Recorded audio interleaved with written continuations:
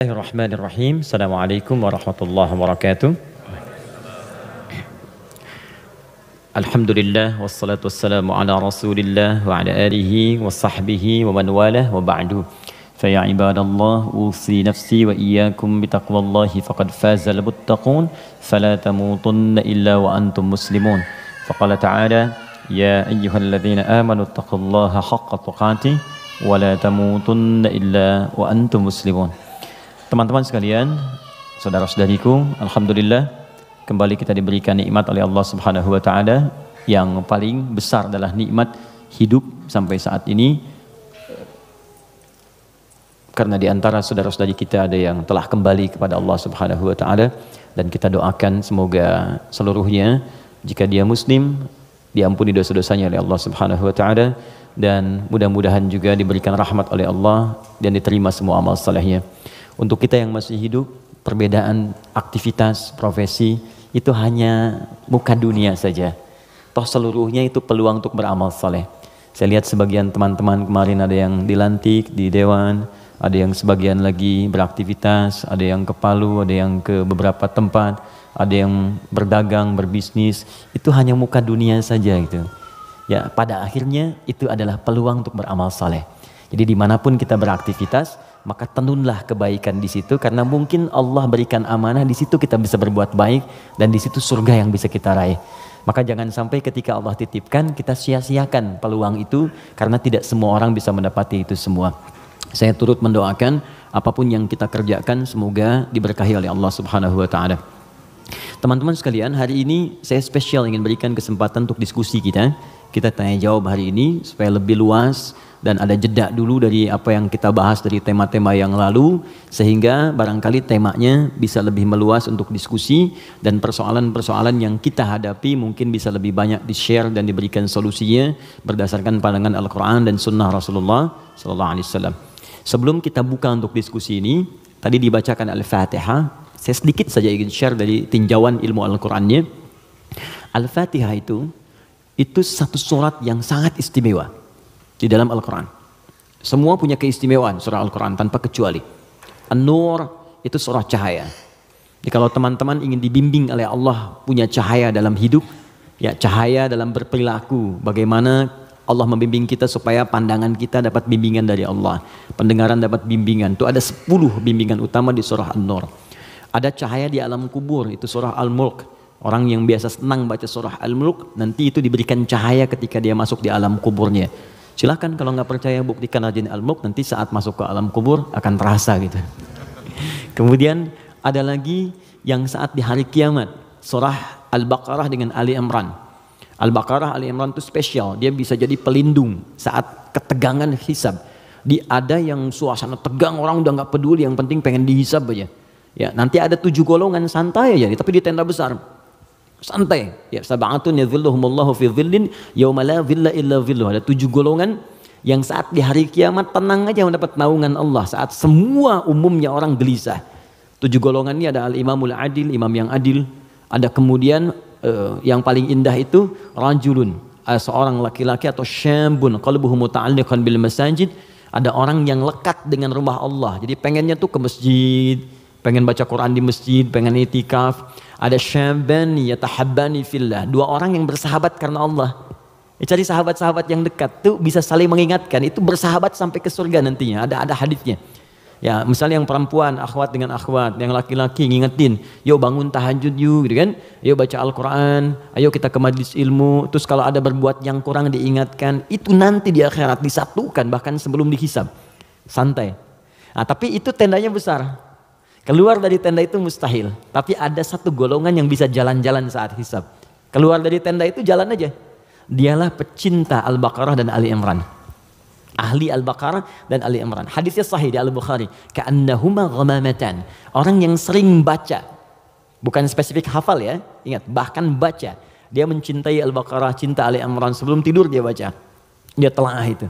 Itu nanti keduanya menjadi pelindung. Ka'annahuma ghamamatan. Jadi saat lelah, penat, padat, panas, itu jadi pelindung di atas kepalanya. Nah, kalau Anda punya bukunya Al-Imam An-Nawawi, namanya At-Tibyan fi Adab Hamalatil Quran. Jadi sebelum menulis Al-Arba'in 42 hadis, pernah dengar? Ada Riyadus Shalihin 1896 hadis, beliau menulis namanya At-Tibyan fi Adab Hamalatil Quran, bagaimana bercengkrama dengan Al-Quran, ada petunjuknya. Nanti ada di halaman 52 terbitan Darun Nafais paling kanan pertengahan. Itu dikisahkan orang yang senang sebelum tidur baca Al-Baqarah. Saking senangnya di kebiasaan. Dan itu saking dekatnya dengan surat itu, dia tertidur satu masa belum sempat baca Al-Baqarah. Tiba-tiba dalam tidurnya kaget, dia bangun mimpi, terus tangannya tersenggol kawannya. Kawannya kaget, bangun juga, dia tanya, "Mas Bika, kenapa kamu begini?" Kata kawan yang tadi, "Wallahi ra'aitul fil manam laqad natahatnil baqarah." Tadi saya di mimpi, di tidur saya mimpi, saya diseruduk Al-Baqarah. Al-Baqarah kan sapi betina gitu kan. Nah, diseruduk, bangun, kamu belum baca saya gitu. Nah, itu sampai begitunya gitu ya. Jadi kalau Allah sudah sayang dengan seorang hamba, terus dia dekat dengan Al-Quran, maka Al-Quran itu akan menjaga kita. Nah, Al-Fatihah dia spesial. Al-Fatihah itu kan ada alnya ya. Ya. Fatihah itu artinya pembuka. Oh, ini kelihatan? Belum saya tulis. Masya Allah, imannya kuat banget, belum ditulis udah kelihatan. Wah, luar biasa. Ya, semoga Allah ampuni dosa kita. Fatihah. Oke. Sini baik-baik, fokus. Fokus. Fatihah itu artinya pembuka, bukan sekedar pembuka, tapi pembuka semua ragam kebaikan. Semua jenis kebaikan.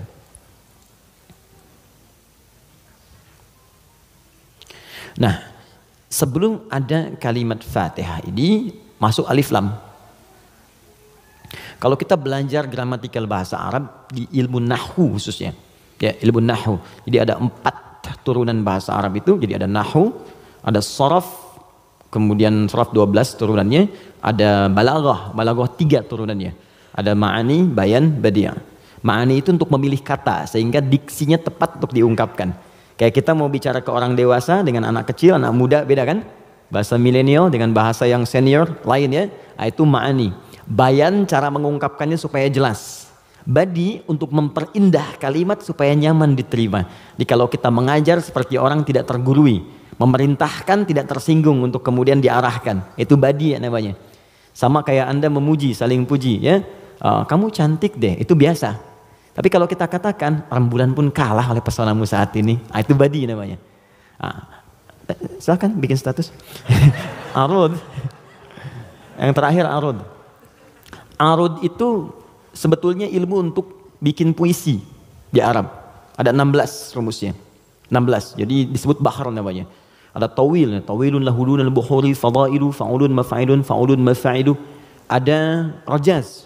Ya mustaf'ilun mustaf'ilun mustaf'ilun mustaf'ilun mustaf'ilun mustaf'ilun. Sautus safiril bulbuli hayyaja qalbi thamili al-ma'u wa zahru ma'a zahri lahdil muqali fa anta yasali dari wa sayyidi wa maulali fa kam tayyibuli ghuzailun uqayqali qataftuhu min wadatin fi hadha ar-rajuli fa qala la la la faqad ghada muharwili wal walad wali ya wailali fa qultu la tuwalwili fa bayyinu lu'lu ali qalat lahu hina kadza inna radidul muqali kahatan ka khailali tabtabitam tabtabuli. Coba diulang. Itu orang Arab. Cuma nanti belakangan itu bisa jadi rumus untuk bisa membedakan cara baca Quran dengan cara bacaan di luar Quran. Bisa. Di puisi itu kan puisi Arab ada qasidah namanya. Ya qasidah itu asalnya bukan yang pakai rebana, bukan. Ya qasidah itu kalau puisi ada 7 bait disebut qasidah. Misal, rumusnya madid. Mufa'alatun fa'ilatun tala'al badru alaina min thaniyatil wada'. Itu asalnya qasidah. Dari bait puisi rumusnya madid. Ya, tapi orang jahiliyah dulu pun saat masuk Islam itu nggak pernah baca Quran dengan langgam-langgam ini. Ya pernah ada riwayat sampai Nabi misalnya imam baca Quran dengan madid. Ya, tala'al badru alaina wadduha wal laili idza saja. Kan enggak kan? Jadi sejahiliyah-jahiliyah mereka pun itu nggak pernah digunakan langgam ini untuk baca Al-Quran karena memang beda. Jadi kaidah makanya nggak bisa musik misalnya sekarang lagunya dipakai untuk baca Quran itu nggak bisa. Karena beda, ya beda ininya, frekuensinya lain. Gak ada kan imam baca sekarang, iyyaka na'budu wa iyyaka nasta'in, gak ada kan? Ya bisa sih bisa, cuman enggak gitu ya, kan gak enak kedengarannya. Itu ilmunya arud namanya. Dan ini ilmu bisa digunakan untuk mengukur pahala yang diberikan oleh Allah. Nanti lain waktu kita bahas. Nah, Di ilmu nahwu ada al. Al ini punya dua arti secara umum. Satu disebut ta'rif, ma'rifat. Ma'rifat. Ma'rifah. Yaitu huruf yang ketika melekat pada kalimat menunjukkan sesuatu yang khusus, spesifik. Kalau di bahasa Inggris, the mungkin ya, artikel the. Car, mobil, umum. The car, yang ini nih, bukan yang lain. Pen, umum. The pen, yang ini, bukan yang lain. Nah itu dalam bahasa Arab al namanya. Jadi kalau ada al, yang dimaksud yang ini, khusus, spesifik, bukan yang lain. Al pertama yang melekat pada Al-Fatihah, berfungsi ma'rifah, menunjukkan sesuatu yang khusus. Surah ini adalah surah pembuka yang sangat khusus, karena dia disusun khusus untuk membuka surah-surah dalam Al-Quran. Jelas? Semua ayat Quran itu baik, dan pembuka kebaikan di ayat-ayat Quran disebut dengan Al-Fatihah. Jadi kalau Anda belajar Al-Fatihah dengan baik, maka Anda akan temukan bahwa surah ini khusus ditempatkan membuka untuk semua untayan ayat-ayat Al-Quran. Yang kedua, al di sini kenapa disebut Al-Fatihah? Karena surah ini khusus ditempatkan untuk membuka bacaan dalam sholat. Jadi ketika kita mulai takbir, Allahu Akbar, rukun bacaan pertama dalam sholat itu Al-Fatihah. Jadi kalau bapak, ibu, teman-teman, ikhwan, akhwat tidak baca iftitah, itu sholatnya masih sah. Karena sunnah hukumnya. Tapi kalau Anda sengaja nggak baca Al-Fatihah, maka Anda mengulang sholat, batal hukumnya. Jelas? Nah, yang dahsyat yang mau saya sampaikan, ini rahasianya. Awas, saya fokus ya, ini rahasia dan diantara kita saja. Oke. Disebut alnya yang kedua dengan istighraq namanya, istighraq. Ya, jangan hafalkan istilahnya, yang penting paham maksudnya. Istighraq itu al yang menunjuk makna yang komprehensif, holistik. Sesuatu yang menyeluruh. Semua menyeluruh sifatnya tanpa kecuali. Al. Contoh begini. Alhamdulillahi rabbil alamin. Al di situ mencakup semua maknanya, komprehensif, seluruhnya tanpa kecuali. Makanya ketika hamdun artinya pujian, alnya diartikan segala. Lihat terjemahan. Segala puji hanya milik Allah. Alnya semua. Jadi semua jenis pujian kembali ke Allah. Nah, konsekuensi fikihnya, kalau kita katakan semua pujian hanya milik Allah, berarti jangan mengambil bagian dari pujian itu, sehingga berkuranglah sifat pujian kita kepada Allah. Contoh, Anda punya anak nih, dilatih baca Quran, bagus, sampai hafal 30 juz. Tiba-tiba teman berkata, oh Masya Allah, ukhti, akhi, anaknya pintar sekali, bagus, hafal Quran. Anda katakan, Alhamdulillah, semua karena Allah. Cukup. Jangan tambahkan lagi. Kalau Anda tambah, berkurang pujian itu. Ya, saya juga berdoa sih, malam-malam saya doakan, terus saya latih juga, kirimkan pada guru yang baik, itu jadi wasilah, nah, itu berkurang. Jelas ya? Anda sakit, kemudian ke rumah sakit, terus kaki sudah mulai agak baik, teman-teman nengok, gimana kondisinya bro? Ya kawan, bagaimana kondisinya? Alhamdulillah, sudah baik. Nah kalau sudah Alhamdulillah jangan ditambah. Ya walaupun sedikit, ya walaupun meskipun barangkali itu hilang semua. Karena ada al. Nah sekarang, masukkan ke sini. Tadi teman kita baca Al-Fatihah, fungsi yang kedua, dia ini. Istighraq menunjuk pada makna semua tanpa kecuali. Kalau digabungkan dengan makna ini rahasianya. Pembuka jenis kebaikan. Masuk al di sini. Maka surah Al-Fatihah, seluruh ayatnya, kalau dipelajari dengan benar dan diamalkan, dia akan membuka semua jenis kebaikan yang diharapkan dalam hidup. Orang ingin sukses, pelajari Al-Fatihah, maka akan dibuka kesuksesan. Ada yang sakit, ingin mendapat kesembuhan cepat, pelajari Al-Fatihah. Di situ ada rahasia bagaimana mendapatkan kesembuhan cepat dari Allah. Orang ingin rezeki, ingin ilmu, pelajari Al-Fatihah. Maka di situ ada nilai-nilai kebaikan yang cepat dibuka. Makanya satu-satunya surah dalam Al-Quran yang banyak namanya sesuai dengan objek kebaikannya hanya Al-Fatihah. Dia disebut Asy-Syifa karena di dalamnya ada kandungan untuk mempercepat datangnya kesembuhan dari Allah. Ada kepala suku di Arab dulu tersengat kalajengking Arab. Racun masuk ke dalam sampai sekarat. Secara medis nggak bisa, semua angkat tangan. Datang rombongan sahabat, yang tadinya mampir ditolak, kemudian dikejar. Ada nggak yang bisa menyembuhkan di antara kalian? Satu orang mengangkat tangan. Kata orang ini, insya Allah, bukan saya akan sembuhkan kalau Allah berkehendak. Dibawa orang ini kemudian menghadap pada kepala suku tadi, dilihat kondisinya, dibacakan Al-Fatihah, hanya sekali baca, tidak diulang, tanpa wasilah apapun. Begitu dibacakan, selesai baca, sembuh orangnya. Nah, ini pembuka semua jenis, makanya dalam setiap keadaan seringkali dibaca Al-Fatihah, Fatihah, Al-Fatihah. Tapi persoalannya, kok orang dulu bisa sekali baca sembuh, orang sekarang ratusan ribuan kali nggak sembuh-sembuh gitu. Persoalannya apa? Nah, rahasia Al-Fatihah ada di ayat kelimanya. Ini yang mau saya sampaikan, ini hadis qudsi di sini. Ya.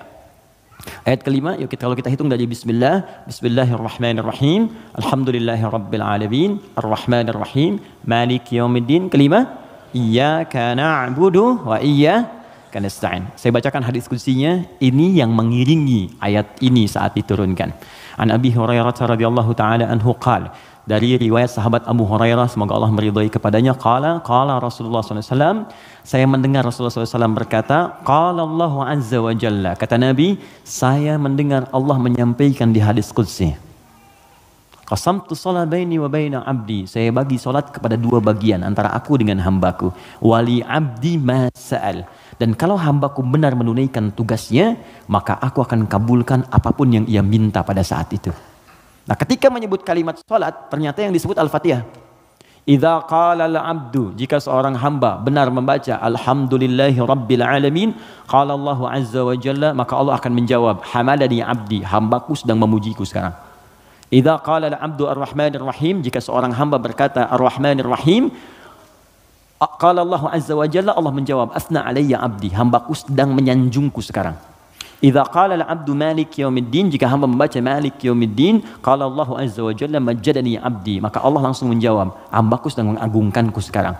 Gini, maksud kalimat ini di pembuka yang 4 ini, kata para ahli hadis, salah satunya ingin memberikan gambaran kepada kita bahwa setiap beraktivitas rasakan kita dipersaksikan oleh Allah. Itu poinnya. Saya ulang ya, kalau Anda ingin mendapatkan janji dari kemuliaan Al-Fatihah ini, maka rumus yang pertama, kata para pakar hadis, rasakan setiap kali kita berinteraksi, sekalipun hanya berkata itu, rasakan Allah mengawasi kita. Itu yang disebut ihsan namanya. Apa namanya? Ihsan. Itu ada di hadis Muslim, nomor hadis yang ke-8, paling kiri sebelah atas. Hadis Muslim. Nomor hadis yang ke-8. Di Al-Arba'in, nomor hadis yang kedua. Riwayat Umar bin Khattab. Ihsan an ta'budallaha ka'annaka tarah fa illam takun tarahu fa innahu yarak. Perhatikan baik-baik. Anda jadikan, kata Nabi, ini rumus cepatnya, kalau semua hidup ingin dimudahkan oleh Allah, semua ingin dibuka kebaikannya, maka pertama jadikan semua aktivitas kita sebagai ibadah. Itu poinnya. Yuk teman-teman yang kerja, niatkan ibadah. Kalau Anda cuma kerja aja, jangankan Anda, yang belum beriman pun kerja juga. Coba cek. Anda bisnis, dia bisnis. Bisnisnya sama dengan Anda. Anda kerja, dia kerja. Kerjanya sama dengan Anda. Di kantor yang sama, jamnya sama, pekerjaannya sama. Dia belum beriman, Anda beriman. Pertanyaan saya, yang membedakan iman Anda dengan dia yang belum beriman apa?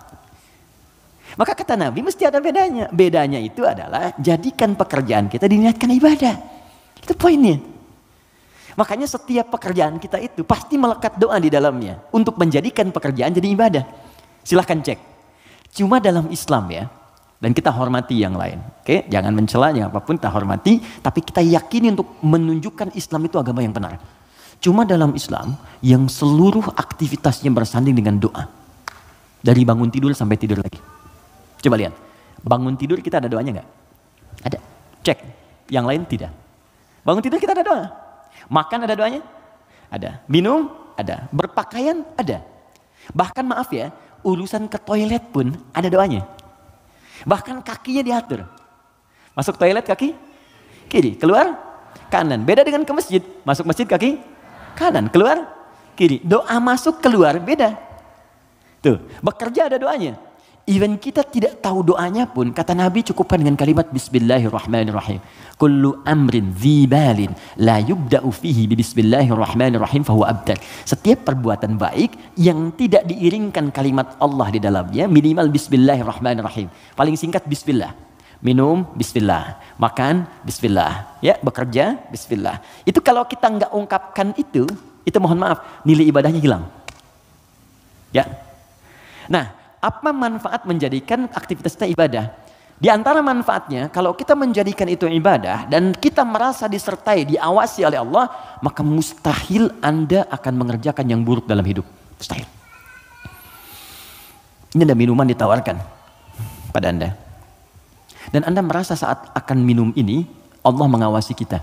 Maka mustahil Anda akan menyentuh minuman yang tidak disukai oleh Allah. Mustahil. Demi Allah saya katakan. Nggak akan pernah Anda minum minuman yang dilarang, bahkan mengucapkan kalimat bismillah. Udah minum aja dulu whiskinya pakai bismillah biar dosanya kurang dikit. Nggak bisa. Mustahil. Nggak akan Anda sentuh. Pekerjaan juga begitu.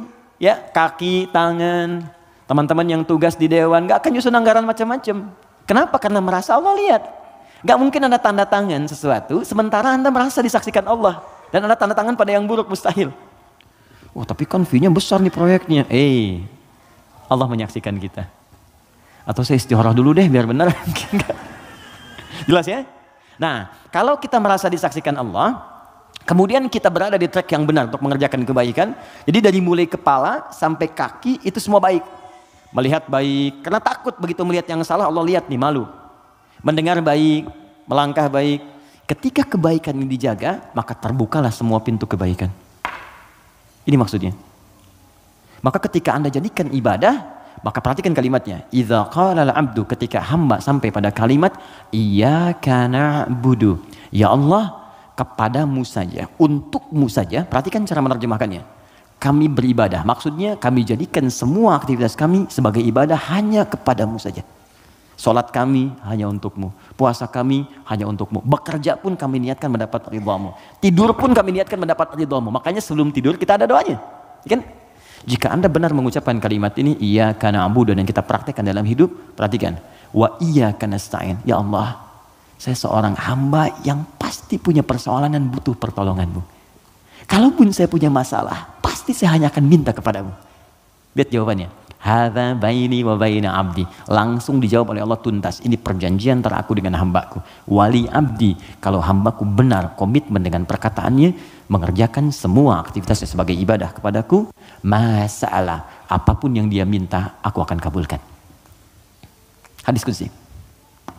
Apapun yang dia minta, aku akan kabulkan. Bahkan ada orang yang belum minta sudah diberikan oleh Allah Subhanahu wa taala, bergantung pada level ibadah yang ia kerjakan. Semakin tinggi, semakin kuat. Nah, kalau Anda kumpulkan jumlah ibadah ini, ada sholat, ada puasa, Anda tingkatkan infak, baca Quran, semakin ditingkatkan semakin tinggi, maka kumpulan ibadah ini disebut takwa namanya. Apa namanya? Takwa. Karena itu ketika Quran menyebutkan kalimat takwa, pasti bersanding dengan ibadah. Coba lihat, sholat ibadah bukan? Kalimat sholat dibuka dengan takwa.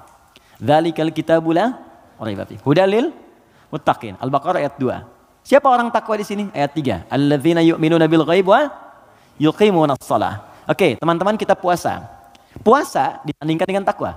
Al-Baqarah ayat 183.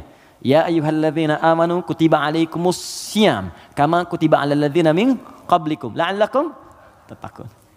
Yang kemarin haji, semoga Allah terima hajinya. Yang umrah, semoga yang belum segera berangkat insyaallah, ya. Yang nggak cukup dengan amin, nabung, siapin schedule yang baik.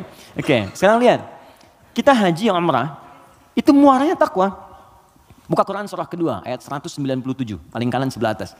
Al-hajju ashhurum ma'lumat, faman farada fihinna al-hajja fala rafatha wala fusuqa wala jidala fil hajj wa ma taf'alu min khairin ya'lamhu Allah wa tazawwadu fa inna khairaz zadi taqwa. Semua takwa. Nah, rahasianya di sini. Kenapa kita diminta salat, puasa, zakat, takwa? Karena ternyata takwa itu wasilah untuk mencapai harapan yang kita inginkan. Buka Quran surah kelima ayat 35, paling kanan sebelah bawah di mushaf. Quran surah kelima Al-Maidah ayat 35. Saya kasih rumus cepat, setelah ini kita diskusi. Oke. Ya ayyuhalladzina amanu, hai orang-orang yang telah menyatakan dirinya beriman kepada Allah, ittaqullaha, tingkatkan takwamu kepada Allah. Tadi bentuknya ibadah. Di kalau sholat tingkatkan. Maksud ditingkatkan di sini dari yang fardu ke sunnah, gitu kan? Dia bukan menambah bilangan yang fardu. Oh, berarti besok aku subuh dari 2 jadi 4 gitu ya Ustaz.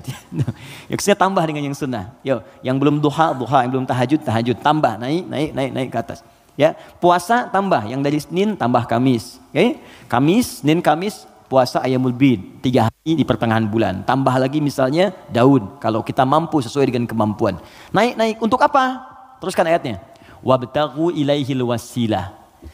Takwa itu gunakan sebagai wasilah untuk meminta kepada Allah apa yang kau harapkan. Teman-teman mau minta apa? Sukses di karir? Nyaman di rumah tangga? Anak-anak sehat? Pintar? Hafal Quran? Kalau Anda punya permohonan tertentu kata Allah, maka sebelum memohon, cari dulu wasilah takwa. Beramal dulu. Dan niatkan amalan itu untuk mewujudkan apa yang ingin Anda mohonkan tadi. Itu rumus. Makanya banyak orang yang mengerjakan ibadah itu diisi dengan doa permohonan. Puncaknya sholat. Makanya sholat disebut sholat karena banyak doa di dalamnya. Coba lihat, waktu kita diminta sholat. Mu'adzan itu pengumumannya, kan itu membuat kalimat bukan cuma sholat. Saya tanya sebentar, yang pengen sukses boleh angkat tangan siapa? Oke. Ya, it's happening. Oke, yang pengen bahagia? Baik. Yang pengen sukses tapi nggak bahagia? Pilih mana? Sukses tapi nggak bahagia atau bahagia nggak sukses? Tidak ada pilihan ketiga dan nggak usah milih. Ini saya satu dulu. Oke, kalau Anda ingin keduanya, sukses dan bahagia, namanya falah di bahasa Arab. Apa namanya?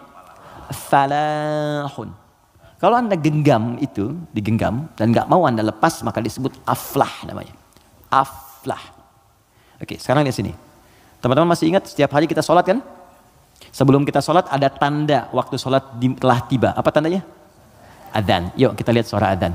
Begitu Allahu Akbar sampai ke kalimat hayya 'alas shalah. Ayo salat. Terus Anda bertanya, kenapa saya salat ya Allah? Kata Allah, saya nggak butuh salatmu. Kamu nggak salat pun tidak akan menurunkan statusnya sebagai Tuhan. Cuman kamu butuh dengan salat itu wasilah untuk minta kepadaku. Kamu salat hayya 'alas shalah karena kamu ingin dapat falah. Maka dalam suara adzan setelah hayya 'alas shalah apa kalimatnya? Hayya 'alal falah. Kalau sudah digenggam itu aflah namanya. Kata Allah, orang beriman pasti menggenggam kesuksesan. Itu pasti. Jadi kalau orang beriman sukses itu nggak aneh. Yang aneh itu beriman tapi nggak sukses. Aneh itu. Pasti ada yang kurang menerapkan nilai keimanannya. Makanya Allah turunkan surat orang beriman yang sukses itu. Quran surah ke-23. Al-Mu'minun. Perhatikan pembuka ayatnya. Qad aflahal mu'minun. Aflah. Kata Allah, orang beriman itu semuanya tanpa kecuali pasti akan menggenggam kesuksesan dan kebahagiaan dalam hidupnya. Walaupun definisi sukses itu bisa beda-beda. Bagi si fulan ketika aku mencapai posisi ini, bagi yang lain di sini pun aku sudah sukses. Ya, bahagia juga bisa lain-lain. Ya, orang berkata minum kopi udah bahagia, minum teh bahagia, bahagia itu begini, bahagia itu seperti ini. Tapi Quran tuh memberikan yang pasti gitu. Karena semua manusia itu relatif. Kata Allah, kalau engkau ingin menggenggam kebahagiaan itu, maka ini amalannya. Alladzina hum fi salatihim khashi'un, salat. Alladzina hum lizakati fa'ilun, zakat. Karena itu ketika teman-teman saya, kita, Anda, kita semua diminta ibadah, maka cara berpikirnya jangan jadikan beban. Kalau jadi beban capek Anda. Suruh tahajud, capek ya, malas. Tapi kalau cara berpikirnya adalah mendapatkan apa yang kita harapkan, nih Allah janjikan, dikabulkan doa, dikasih kemudahan. Kalau cara berpikirnya ke situ, maka kita akan semangat bahkan menunggu ibadah itu tiba waktunya. Jelas? Maka kalau teman-teman setiap kajian dengan ustadz manapun, siapapun, tadi ada yang bacakan Al-Fatihah seperti tadi, maka ingat-ingat, barangkali bukan Al-Fatihah yang dibacakan. Barangkali ada pengingat dari Allah, hey, dari sekian bacaan itu engkau bacakan 17 kali dalam sehari seumur hidup, maka berapa yang sedang kau praktekkan? Apakah engkau merasa aku mengawasimu saat beraktivitas? Ataupun engkau merasa bahwa setiap ibadah itu bukan beban, tapi untuk mengabulkan apa yang kau harapkan? Itu kurang lebih kita diskusi. Saya berikan waktu terbentang luas untuk kita bisa bertukar pikiran. Saya perkenankan, jika ada yang bertanya langsung silahkan. Jika ada yang ingin tulis pakai kertas, maka silahkan. Saya pun tidak keberatan untuk menjawab dengan kertas. Silakan. Bismillah, Assalamualaikum warahmatullahi wabarakatuh. Salam. 2 pertanyaan Ustadz. Silakan. Pertama terkait Al-Fatihah. Terkait? Surat Al-Fatihah. Okay.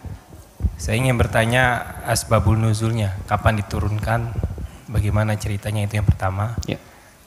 Yang kedua, di padang mahsyar nanti, saya membaca beberapa buku bahwa kehidupan di padang mahsyar nanti itu ada yang mengatakan 30.000 tahun, ada yang mengatakan 50.000 tahun.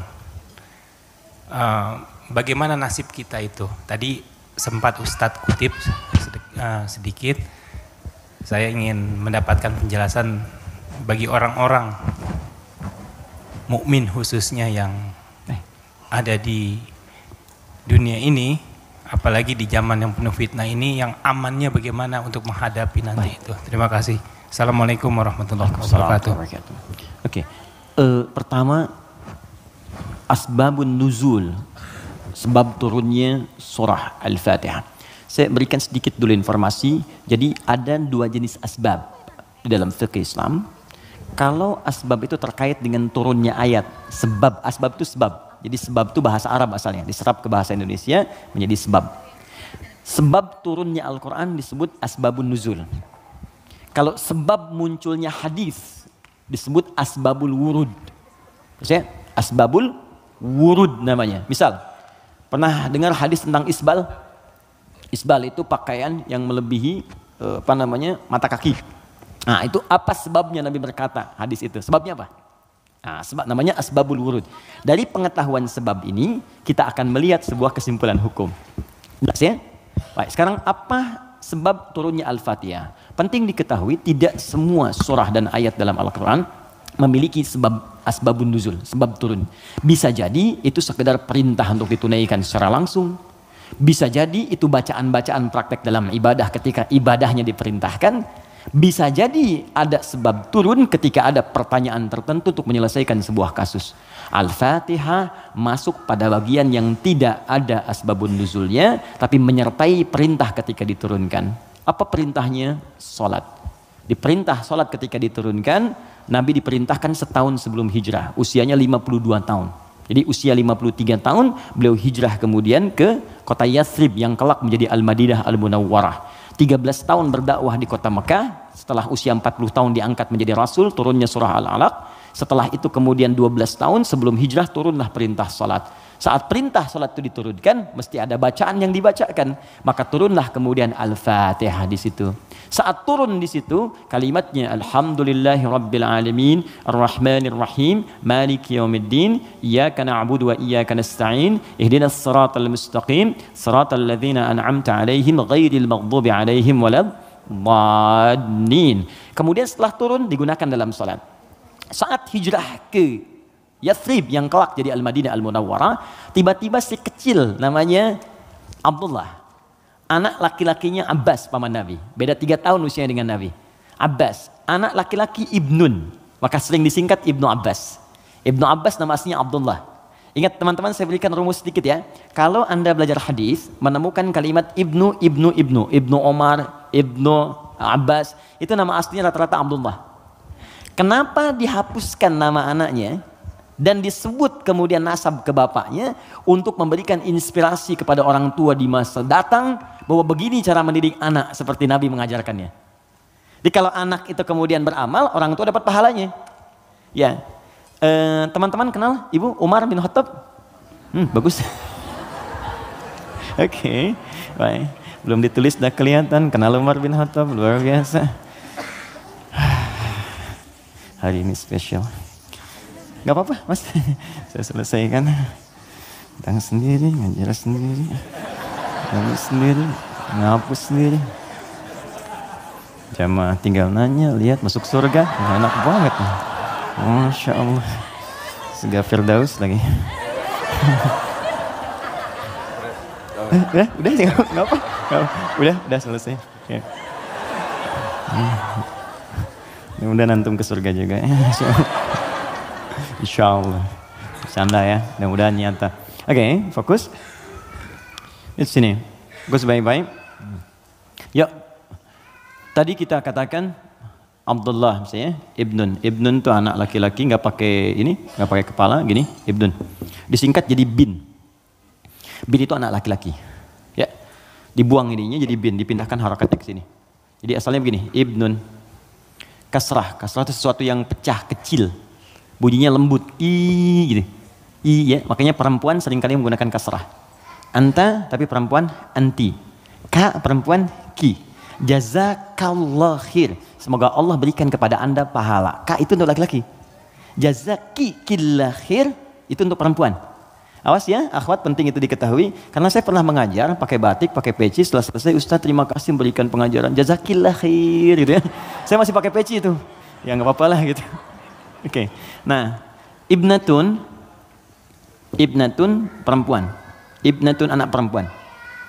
Ini boleh kita hapuskan. Kalau kita hapus ini, yang depan ini, begini, ini dihapus, maka harokat ini pindah ke setelahnya. Geser. Ini ke sini jadi bi, ini ke sini jadi en, bin. Yes? Ini kita hapus, pindah harokatnya ke sini di bi, ini ke sini geser. Bint. Ini bint, maka ini terbuka jadi binti. Ingat? Aisyah binti Abu Bakar. Binti itu maksudnya anak perempuan. Makanya ada Isa bin Maryam. Loh kok bin Maryam? Betul, Isa anak laki-lakinya Maryam. Karena Maryam gak punya anak perempuan. Jelas ya? Nah di ilmu hadis, kalau ada ayah bisa mendidik anak dengan baik, maka nanti sebagai penghargaan bagi orang tuanya, nama anaknya akan dihilangkan, tidak disebutkan, cukup binnya saja nama ayah disebutkan. Umar punya anak namanya Abdullah. Ketika Umar didik dengan baik, saya ini kan pejuang, saya ini bersama Nabi, saya harus punya anak yang jadi ahli fikih supaya meneruskan perjuangan saya. Bapaknya cukupkan di mana-mana Nabi, anaknya nanti meneruskan ilmunya Nabi. Maka didik oleh Umar. Kalau Anda ke Madinah, ini Raudhah, ini masjid yang pertama awal-awal, sekarang karpetnya hijau semua. Kemudian di sini pintu Babus Salam, di sini makam Nabi, di sini mimbar. Ini pintu Baqi, di sini Bab Jibril, pintu 46. Bab Jibril. Nah, di sini ke awali, di sini ada Baqi, di sini rumah istri-istrinya Nabi semua. Di depan pintu Jibril, Bab Jibril. Ya, jadi kalau ada Sayyidah Aisyah, kemudian Sayyidah Zainab binti Jahsy, Saudah binti Zam'ah, semua istri Nabi tinggalnya di sini, depan ini persis. Kemudian di sini, ini ada Abu Ayyub Al-Ansari, Umar bikin rumah di sini. Bikin satu kamar untuk anaknya Abdullah, dihadapkan langsung ke tempat Nabi. Untuk belajar dari Nabi sebelum datang ke majlis ilmunya. Jadi kalau yang lain nunggu di majlis ilmunya Nabi, kalau anak Umar diajarkan oleh bapaknya sebelum Nabi bahkan ke majlis ilmu, sejak keluar dari rumahnya, itu bisa melihat bagaimana Nabi jalan. Bagaimana Nabi nengok. Makanya anaknya Umar banyak meriwayatkan hadis dari sejak kecil. Meriwayatkan 2.800 hadis. Anaknya Umar. Siapa yang punya wasilahnya? Bapaknya. Untuk menghargai bapaknya ini, Abdullahnya dihilangkan di sini, maka disebut nama bapaknya Ibnu Umar, Ibnu Umar, Ibnu Umar. Seakan pesan kepada orang tua di masa datang, kalau kita ingin mendapatkan kebaikan dari Allah, maka didik anak kita dengan baik, kelak orang tuanya pun akan dikenang. Setiap hadisnya kita bahas satu, bapaknya ikut mendapatkan pahalanya. Itu poinnya. Ya. Nah, tadi Al-Fatihah itu tidak ada asbabun nuzulnya. Kemudian ketika sampai di Madinah, Ibnu Abbas, anaknya Abbas, ini persis sama juga. Abbas itu pengusaha, teman-teman. Pengusaha besar. Sebelumnya terjebak dengan riba. Dibebaskan oleh Nabi. Tinggalkan riba, kata Nabi, dibebaskan. Dan dahsyatnya ketika ribanya ditinggalkan, awal-awal kan turun tuh. Setelah itu naik 2 kali lipat dari sebelumnya. Ribanya hilang, omsetnya naik 2 kali lipat. Nah, beliau sadar saya ini sibuk. Tapi di balik kesibukannya, bayangkan loh, paman Nabi, kerabat Nabi, muslim, mukmin bersama Nabi di surga, sibuk berbisnis, tapi masih punya waktu untuk datang ke majlis Nabi. Setiap akhir pekan datang ke majlis Nabi ke Sufah, belajar. Karena itu ketika Nabi wafat, Abbas ini sudah mendapatkan 200 hadis. Bayangkan pebisnis, hafal hadis 200, itu kan luar biasa. Kalau Quran gampang, hadis itu tak mudah, 200 hadis. Paman Nabi, keluarga Nabi, kerabat Nabi, sibuk, bisnis, kaya juga, masih hafal hadis. Antum siapa? Paman Nabi bukan, kerabat Nabi bukan, tetangga Nabi bukan, kan? Sesibuk apa sih? Sampai untuk baca Quran pun belum punya waktu. Cita-cita masuk surga lagi, kan? Nah, ini beliau sadar, saya ini sibuk nih, berdagang. Maka harus ada yang mewarisi ilmu anak saya. Maka anak itu dipetakan, teman-teman begitulah, cucunya atau anaknya, ayo disiapkan. Ini anak pertama Qurannya, anak kedua hadisnya. Nggak apa-apa, kalaupun kelak jadi arsitek yang hafal Quran. Oke? Pengusaha yang ahli hadis, nggak apa-apa, banyak. Dulu biasa begitu, Bu. Teman-teman ikhwan, dulu biasa. Antum kalau temukan kitab namanya Bidayatul Mujtahid, kitab bagus perbandingan fikih. Itu kitab fikih tuh, tapi yang nulis dokter bedah. Ibnu Rushd namanya, di barat dikenal dengan Averroes. Itu nulis kitab fikih, itu biasa dulu tuh, biasa saja. Nah, Abbas ini menginvestasikan anaknya, namanya Abdullah juga, untuk belajar ke majlis Nabi. Jadi setiap bapaknya berangkat titipin. Ketika Nabi wafat, anak ini usia masih 13 tahun. Bapaknya hafal 200 hadis, anaknya hafal 2000 hadis. Dan kalau anak dititipkan di tempat tertentu, maka habit itu akan membentuk dia untuk berperilaku. Tontonan yang dilihat, itu jadi karakternya. Kalau dia yang diperlihatkan yang baik-baik, yang keluar baik. Diajarkan kata-kata baik, yang keluar baik. Sekarang ada pendekatan bagus, ini share sebentar. Jadi pendekatan Al-Quran sekarang namanya. Ya, saya juga share dengan teman-teman, termasuk di keluarga kami terapkan. Kalau Anda ingin cepat anaknya hafal Quran, maka dia bisa dilatih dan dikondisikan dari sejak awal. Dengan lingkungan Quran. Misal, lahir dari 0 bulan ketika lahir, itu Anda kondisikan misalnya speaker aktif di rumah. Ya, dalam setiap 1 bulan dia dengar 1 juz. Bacakan aja 1 juz. Setiap 1 bulan. Tapi jangan acak ya. Terurut.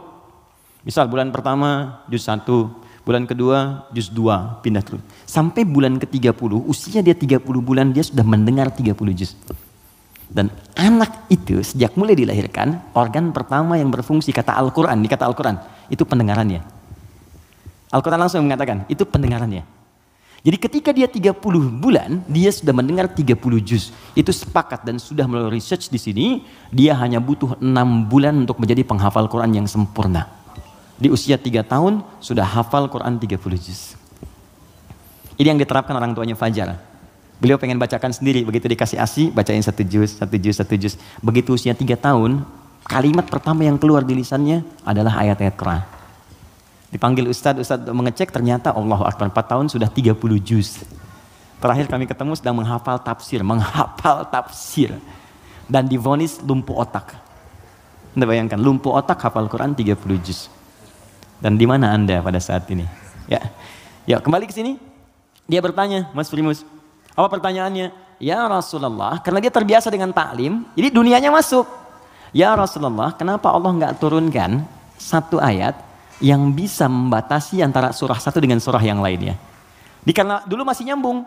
Al-Falaq nyambung ke An-Nas, sebelumnya Al-Ikhlas. Jadi orang nggak tahu pembatasnya di mana, walaupun dibacakan oleh Nabi. Maka diturunkanlah kemudian Bismillahirrahmanirrahim. Ya, karena pertanyaan anak kecil itu. Dijawab kemudian. Ibnu Abbas tuh sering bertanya, turun jawaban. Al-Baqarah 189 itu turun karena pertanyaan Ibnu Abbas. Ya Rasulullah, kok bulan bentuknya robah-robah, kemarin sabit, sekarang setengah, sekarang bulat betul, kenapa begini? Kenapa jadi ahillah turun? Yas'alunaka 'anil ahillah. Masya Allah. Qul hiya mawaqitu lin-nasi wal hajj. Ibnu Abbas yang tanya, turunlah Bismillahirrahmanirrahim. Sejak turun Bismillahirrahmanirrahim itu, maka Nabi membaca Al-Fatihah dengan 3 cara. 1, dibaca penuh dengan bismillahnya, dijaharkan. Bismillahirrahmanirrahim. Alhamdulillahi rabbil alamin. Ar-Rahmanirrahim. Baca. Baik. Ada yang kadang Nabi bacanya sir, silent. Bismillahirrahmanirrahim. Alhamdulillahi rabbil alamin. Ar-Rahmanirrahim. Ada yang kembali ke awal tadi, nggak dibaca sama sekali. Alhamdulillahi rabbil alamin. Ar-Rahmanirrahim. Maliki yaumiddin. Maka dari sini riwayat tersebar, boleh dibaca. Ada yang keempat, rakaat pertama dibaca jahat kata Abu Hurairah, Bismillahirrahmanirrahim. Yang kedua nggak dibaca sama sekali. Ada 70 hadis jumlahnya. Maka disimpulkan oleh para ulama, cara membaca Al-Fatihah disepakati dituliskan di mushaf Bismillahirrahmanirrahim. Bismillahnya bisa dibaca dengan 4 cara. Jahar, kencang, sir, silent, tidak dibaca sama sekali, dibaca rakaat pertama, selanjutnya tidak. Semua riwayat tersambung kepada Nabi dan tidak ada kaitan dengan ormas tertentu. Oke?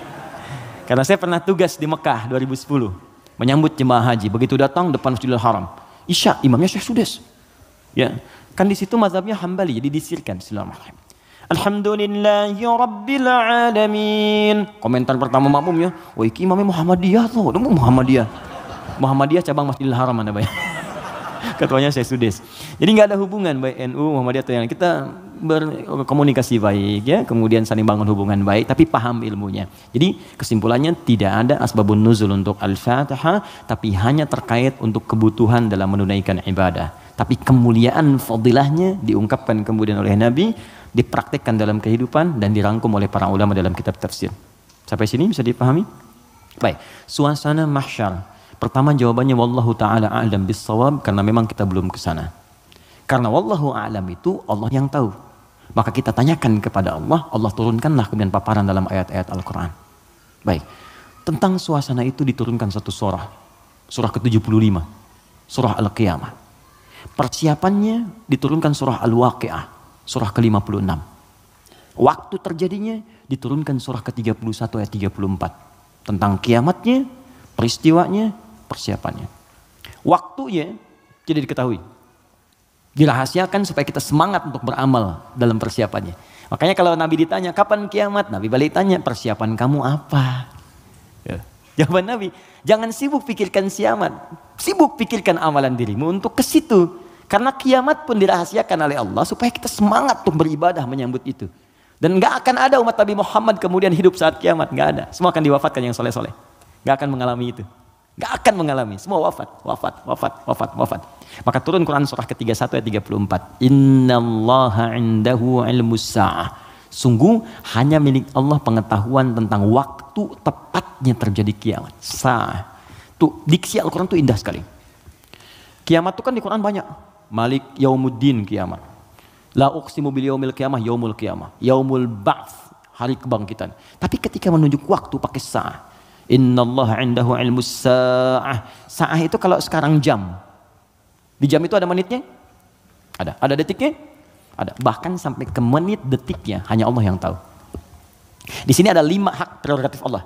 5 yang tidak diketahui oleh siapapun, bahkan even itu malaikat. Makanya di hadis Muslim nomor hadis ke-8, malaikat bertanya pada Nabi, mata sa'ah, kapan terjadi kiamat? Kata Nabi, mal mas'ulu anha bi'a'lama minas sa'il. Yang ditanya tidak lebih tahu daripada yang bertanya. Anaknya yang dekat dengan Allah, yang tahu. Nah ini ingin menegaskan bahkan saya pun malaikat yang paling dekat dengan Allah nggak tahu kapan terjadinya. Apalagi dukun yang kemudian tiba-tiba ada di bumi. Ya, ahli langit pun nggak tahu masa ahli bumi kemudian tiba-tiba bisa menerawang. Ya, makanya kalau ada yang mengatakan kiamat akan terjadi tanggal sekian, bulan sekian, tahun sekian, udah abaikan aja. Ya itu paling gampang, sudah jauhi. Saya di Garut dulu tahun 99, itu menjelang tanggal 9, bulan 9, tahun 99, tersebar isu akan terjadi kiamat. Sebagian ada yang sepi tuh, sepi di pasar Garut tuh, Tarogong sepi apa. Saya bilang kenapa nggak pada beraktivitas, isu kiamat menyebar. Tiba-tiba nggak terjadi, diundur katanya ke tahun 2012. Terjadi pengunduran kiamat, Anda bayangkan. Jadi itu poinnya, jadi kalau waktu, jangan ditanya kapan terjadi. Yang penting untuk diketahui adalah persiapan kita apa. Dan paling dahsyat adalah jika terjadi perbuatan-perbuatan yang dengan perbuatan itu justru tanda-tanda kemudian kiamat itu semakin menuju dekat. Tapi dekat dalam pandangan Allah dengan kita berbeda. 1 hari bagi Allah hitungannya hari, bagi kita kan 1000 tahun. Ya kan?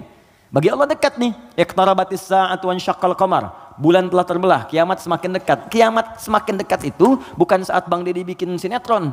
15 abad yang lalu itu turun ayat, kiamat sudah dekat. Itu kalimat Quran. Kiamat sudah dekat 15 abad yang lalu. Cuman sudah 15 abad belum kejadian. Karena bagi Allah tuh gampang. Tinggal 10 hari lagi. Tinggal 7 hari lagi. Cuman sehari itu kan ribuan tahun. Jelas ya? Maka jangan dipikirkan waktunya. Tapi Nabi kemudian ditanya oleh malaikat. Ma amaratuha. Apa tanda-tandanya? Ya. Idza talidal amatu rabbataha. Jika sudah budak melahirkan tuannya. Wa antaral khufatal arata. Ya, jika seorang budak melahirkan tuannya, jika engkau melihat seorang penggembala bertelanjang kaki, telanjang dada, kemudian berlomba-lomba meninggikan bangunan, ya, budak melahirkan tuannya, itu ada yang menyebutkan suasana sudah mulai terbalik. Halal dianggap haram, haram dianggap halal, yang benar jadi salah, yang salah jadi benar, yang benar dibikin disertasi, dibikin tulisan ilmiah, ya, tiba-tiba dikalahkan oleh yang salah, gitu kan? Yang salah kemudian menyebar, jadi dianggap biasa. Jika sudah maksiat tingkat yang tinggi dianggap biasa, bukan yang rendah. Zina itu min sab'il mubiqat, 7 yang menyebabkan kehancuran, dosanya besar. Zina itu seperti pembunuhan, dosa besar. Makanya kalau ada yang menghalalkan dosa besar dianggap murtad, keluar dari Islam, dan dia harus bertobat. Makanya kita dorong dengan doa, diarahkan lagi, kan? Mungkin karena ketidaktahuannya, kan? Itu cara berpikirnya demikian. Saya tidak mengajarkan mencela, saya menjauhi itu. Ya, kita ajarkan dengan perasaan baik, kita doakan, kita ajarin lagi sepanjang dia masih hidup. Jadi kalau ada teman-teman yang diajak oleh orang lain terpengaruhi, kita sepanjang kita hidup supaya kita saat ditanya oleh Allah, ringan jawaban kita itu aja. Ya. Apa pernah ada nabi mengharapkan umatnya ke neraka? Tidak, lantas kenapa Anda memvonis dia sebagai ahli neraka? Alih-alih kita vonis, kenapa nggak kita doakan? Allah itu maha kasih, bukan hanya maha menghukum. Rahmat Allah lebih luas daripada hukumannya. Kenapa sekarang banyak sifat hukuman ditampilkan, kasih sayang dihilangkan? Yalah, doakan. Share kebaikan, doakan saudari kita, doakan saudara kita, ajak kepada yang baik. Kalau ada berbuat maksiat, sampaikan. Bukan cuma kamu aja yang pernah bermaksiat. Yang lebih buruk daripada kamu pernah ada dan dia tobat. Masa orang jahiliyah tobat, kamu yang bukan jahiliyah nggak tobat? Nggak keren ah. Gitu. Bagaimana kalau wafat dalam keadaan maksiat? Apa kamu rela ibumu yang sudah mengandungmu melihat anak yang berbuat seperti ini? Kalau kamu kira-kira punya anak, mau nggak kira-kira anak kamu berbuat seperti ini? Seperti itu aja. Di ketika ada seorang minta izin untuk berzina, boleh nggak saya berzina ya Rasulullah? Ya, kata Nabi, bagaimana kalau kemudian ibumu berbuat seperti itu? Bagaimana kalau ibumu dizinai? Bapakmu dizinai? Jangan ya Rasulullah. Ya itu yang kamu zinai itu boleh jadi kemudian dia ibu bagi anak-anak orang lain. Jadi, seperti itu cara berpikirnya. Jadi kalau kita selalu mengangkat orang untuk mengarahkan pada kebaikan, maka dakwah ini akan semakin luas diterima dalam kemuliaan dan beban kita pun akan berkurang. Ada saatnya hitam putih itu mesti muncul dalam perkara tauhid. Tauhid itu nggak ada abu-abu, hitam putih. Allah Tuhan, yang lain bukan. Selesai. Tapi fikih itu fleksibel untuk memberikan kemudahan. Sholat nggak bisa berdiri, duduk. Nggak bisa duduk, berbaring.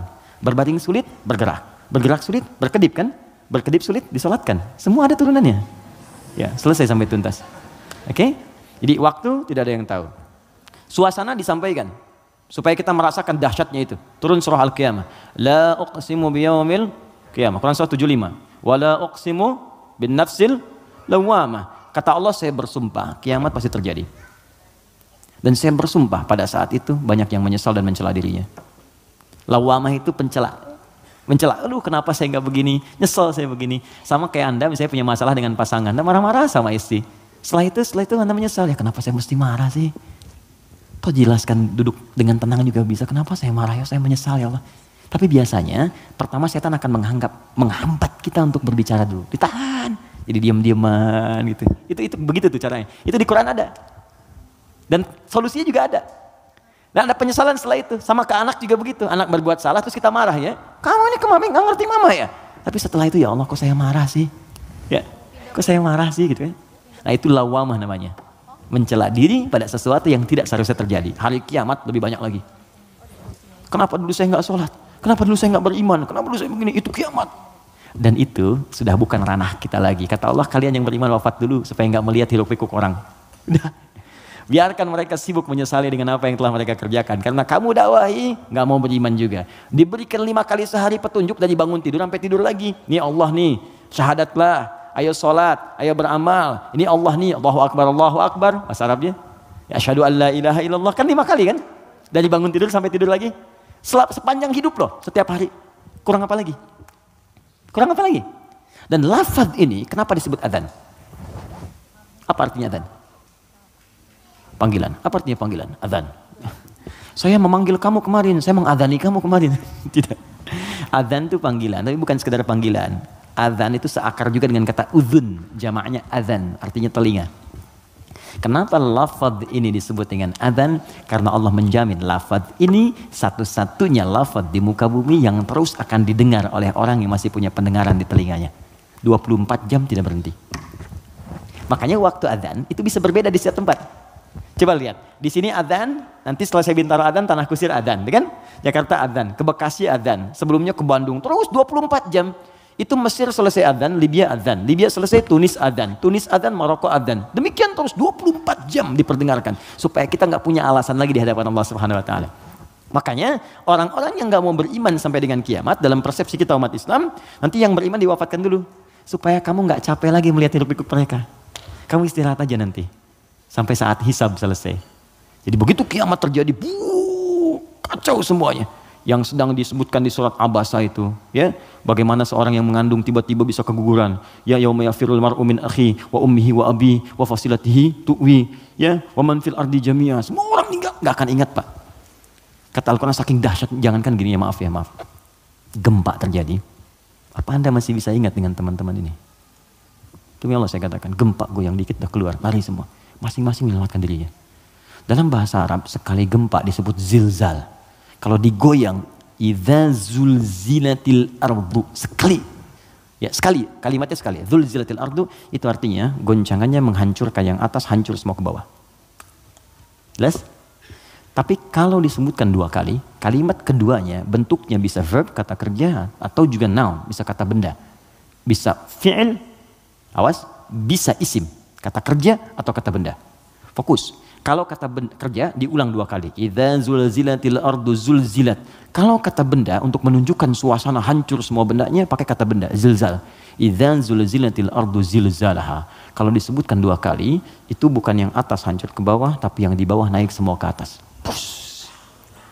Kata Allah, kalau semua orang sudah nggak peduli dan menganggap biasa gempa-gempa dengan skala-skala tinggi yang menghancurkan yang atas hancur ke bawah sudah nggak peduli dianggap biasa. Udah jadi berita aja, gempa Ambon sekian, gempa Palu sekian, gempa Aceh sekian, gempa sudah biasa. Nanti saya akan datangkan gempa yang tidak biasa yang membuat semua orang baru merasakan apa yang terjadi. Saya naikkan semua yang dibawa ke atas. Wa akhrajatil ardu athqalaha. Baru orang berkata, wa qalal insanu malah. Ini ada apa ya? Ada apa ya? Anda ini dikasih gempa biasa aja, yang biasa, itu semua keluar, lari. Bursa efek keluar, yang di pegawai ini keluar, pekerjaan kantor ini keluar semua karena ketakutan. Nanti mau lari kemana? Karena yang di bawah ini diangkat ke atas semua. Puh.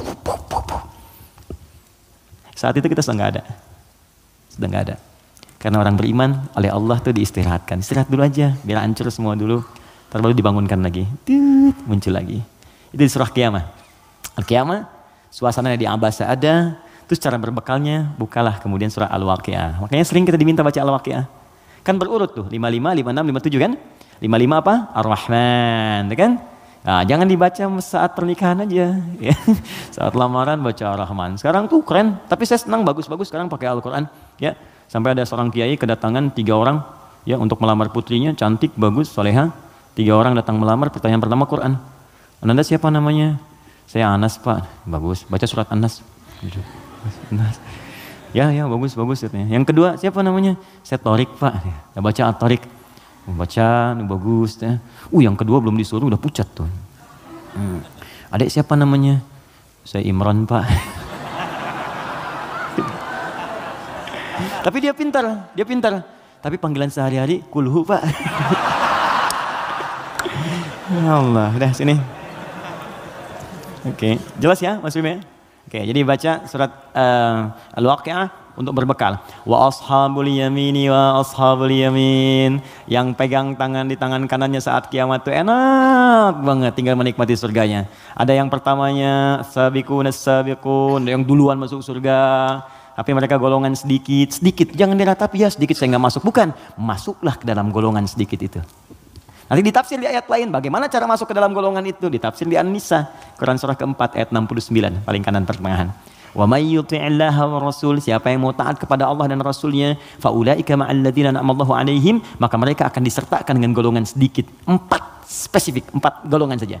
Minan nabiyyina, dengan semua nabi. Jadi ada orang yang tinggal di surga sekomplek dengan semua nabi. Dari Nabi Adam sampai Nabi Muhammad SAW. Enak tuh. Kamu tinggal di mana, akhi? Surga biasa. Tangganya siapa? Ya, depan saya Nabi Ibrahim. Masya Allah. Belakang saya Nabi Musa. Samping kiri saya tuh ganteng-ganteng Nabi. Dulu kan ente nonton ganteng-ganteng serigala. Ganteng-ganteng Nabi. Nabi Yusuf. Kanan saya Nabi Muhammad SAW. Nah, itu yang bisa menyatu dengan itu 3 golongan. Ya, siapa dia? Siddiqina wasyuhada'i wassalihin. Siddiqin itu orang jujur. Yang dimaksud jujur di sini adalah jujur mempraktekkan bimbingan Quran dimanapun dia berada. Anda misalnya aktif di dewan, kata Quran jujur, praktekkan jujur, benar, jaga kebenaran, tawadhu, sabar, praktekkan semuanya. Sampai wafat gak apa-apa, capek itu wajar. Capek itu emang dunia untuk capek. Dunia itu tidur aja capek. Sementara aja. Nanti kalau sudah selesai, tenang kita. Dunia ini capek, sedang tidur dibangunin capek. Nanti kalau sudah selesai, gak akan bisa dibangunin lagi. Benar? Memang tempatnya capek, baru tidur, bangun lagi. Ntar kalau udah tugas kita selesai, beres, tinggal nunggu aja akhirnya begitu selesai. Wah enak, gak akan bangun lagi. Kalau udah selesai, dibangunin juga percuma, gak akan bangun. Nah udah istirahat, waktunya tiba. Gak apa-apa, capek dulu aja. Ada waktunya kita tinggal menenun dan mendapatkan apa yang kita telah tenun selama ini. Tenun di dunia, dan panen saat kita kembali kepada Allah. Makanya orang-orang baik itu saat meninggal itu ditampakkan pahalanya. Sehingga, itu, ya betul. Nah, jadi saat mendapatkan itu, penampakan pahala, tenang dia, nyaman. Karena nyaman itu udah nggak ingat meninggal. Karena nggak ingat itulah perasaannya tenang, seakan-akan tenang, nggak sadar, udah lepas dari rohnya. Itu ada di Quran, di surah ke 89 ya, di 89 di ayat ke-27 sampai 30. Al-Fajr. Ya ayyatuhan nafsul mutmainnah, irji'i ila rabbika radiyatan mardiyah. Hei jiwa yang sedang tenang ya tenang aja, tenang ngelihat pahalanya. Banyak ya Allah, alhamdulillah. Lagi tenang-tenang begini tiba-tiba diambil ya nyawanya. Selesai. Irji'i ila rabbika radiyatan mardiyah. Cepat pulang ke sini kepada Rabbmu. Aku ridho dengan amalmu, engkau pun akan ridho dengan pemberianku. Fadkhuli fi ibadi, engkau masuk dalam golongan hambaku terbatas. Wadkhuli jannati, aku siapkan surga untukmu dari sekarang. Semoga kita diberikan bagiannya insyaallah. Assalamualaikum Ustaz, Assalamualaikum warahmatullahi wabarakatuh. Bagaimana caranya untuk mempunyai self control yang baik? Saya merasa saya selalu mendapatkan apa yang saya mau, tapi ada satu kendala sehingga saya tidak bisa mendapatkan hal tersebut. Bagaimana supaya saya bisa mengendalikan ego saya? Baik, ada dua caranya. Pertama, Al-Quran menganjurkan untuk merenungkan setiap tindakan yang kita lakukan, akibatnya akan seperti apa. Merenungkan akibat dari sebuah tindakan disebut tadabbur namanya. Dari dabara, sesuatu yang di belakang, tadabbur. Jadi kalau mau berbuat, difikirkan dulu. Ya. Makanya ada kisos di Islam. Kisos itu diturunkan sebetulnya untuk merenungkan. Sebelum berbuat, rasakan hal yang sama saat Anda kemudian mendapati itu. Turunlah Quran surah kedua, Al-Baqarah, dari ayat 178 sampai kemudian ayat ke 182. Sebelum sampai kemudian di ayat 183-nya untuk puasa. Di rangkaian ayat itu Allah menyampaikan ketika Allah buka dengan kalimat kutiba alaikumul qisasu fil qatla, nanti Allah sampaikan walakum fil qisasi hayatun ya ulil albab. Hei orang-orang yang masih punya pikiran, saya turunkan kisos ini sebetulnya supaya kamu merasakan kalau kamu berbuat begitu bagaimana resikonya. Makanya turun, cubit lagi. Kemudian pukul lagi. Kalau ada yang bunuh lagi. Jadi tahu resikonya supaya merasakan kalau punya akibat begitu bagaimana. Di pelajaran pentingnya bukan karena kisosnya, kata Allah itu bisa menjaga nilai kehidupan. Jadi kalau orang tahu kalau mencoba membunuh akan dibunuh lagi, dia gak akan membunuh. Gitu. Kalau orang tahu merasakan rasa kesakitnya dicubit, dia gak akan nyubit. Karena itu kata Quran, bahasa paling damainya adalah pikirkan dulu sebelum berbuat. Apa akibatnya? Nah sekarang coba teman-teman yang egonya gak bisa dikontrol misalnya kan, coba pikirkan dulu. Kalau kira-kira orang lain menerima perlakuan seperti yang Anda lakukan sekarang, bagaimana rasanya? Anda diperlakukan begitu seperti apa?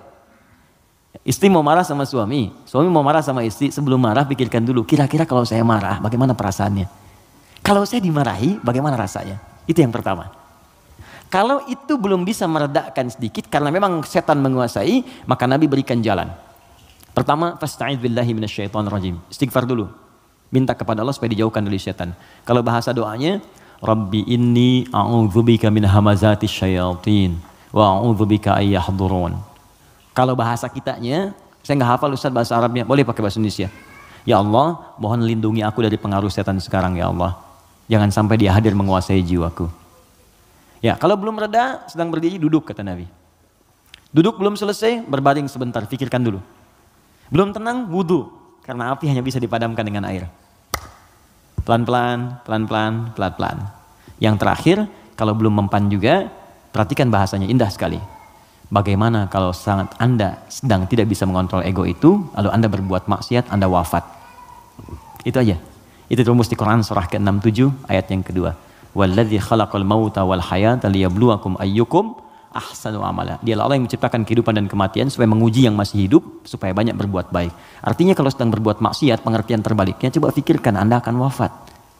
Apa enggak enak dicatat di catatan malaikat maut kan? Ya, begitu dicatat meninggal dalam keadaan marah-marah. Gak enak banget. Terus dibuka lagi di hari kiamat, semua orang lihat. Kan gak enak. Pengajian tiap pekan, ngaji, sholat, azan lagi, meninggal dalam keadaan marah-marah gitu. Kan gak enak banget, dibuka semuanya.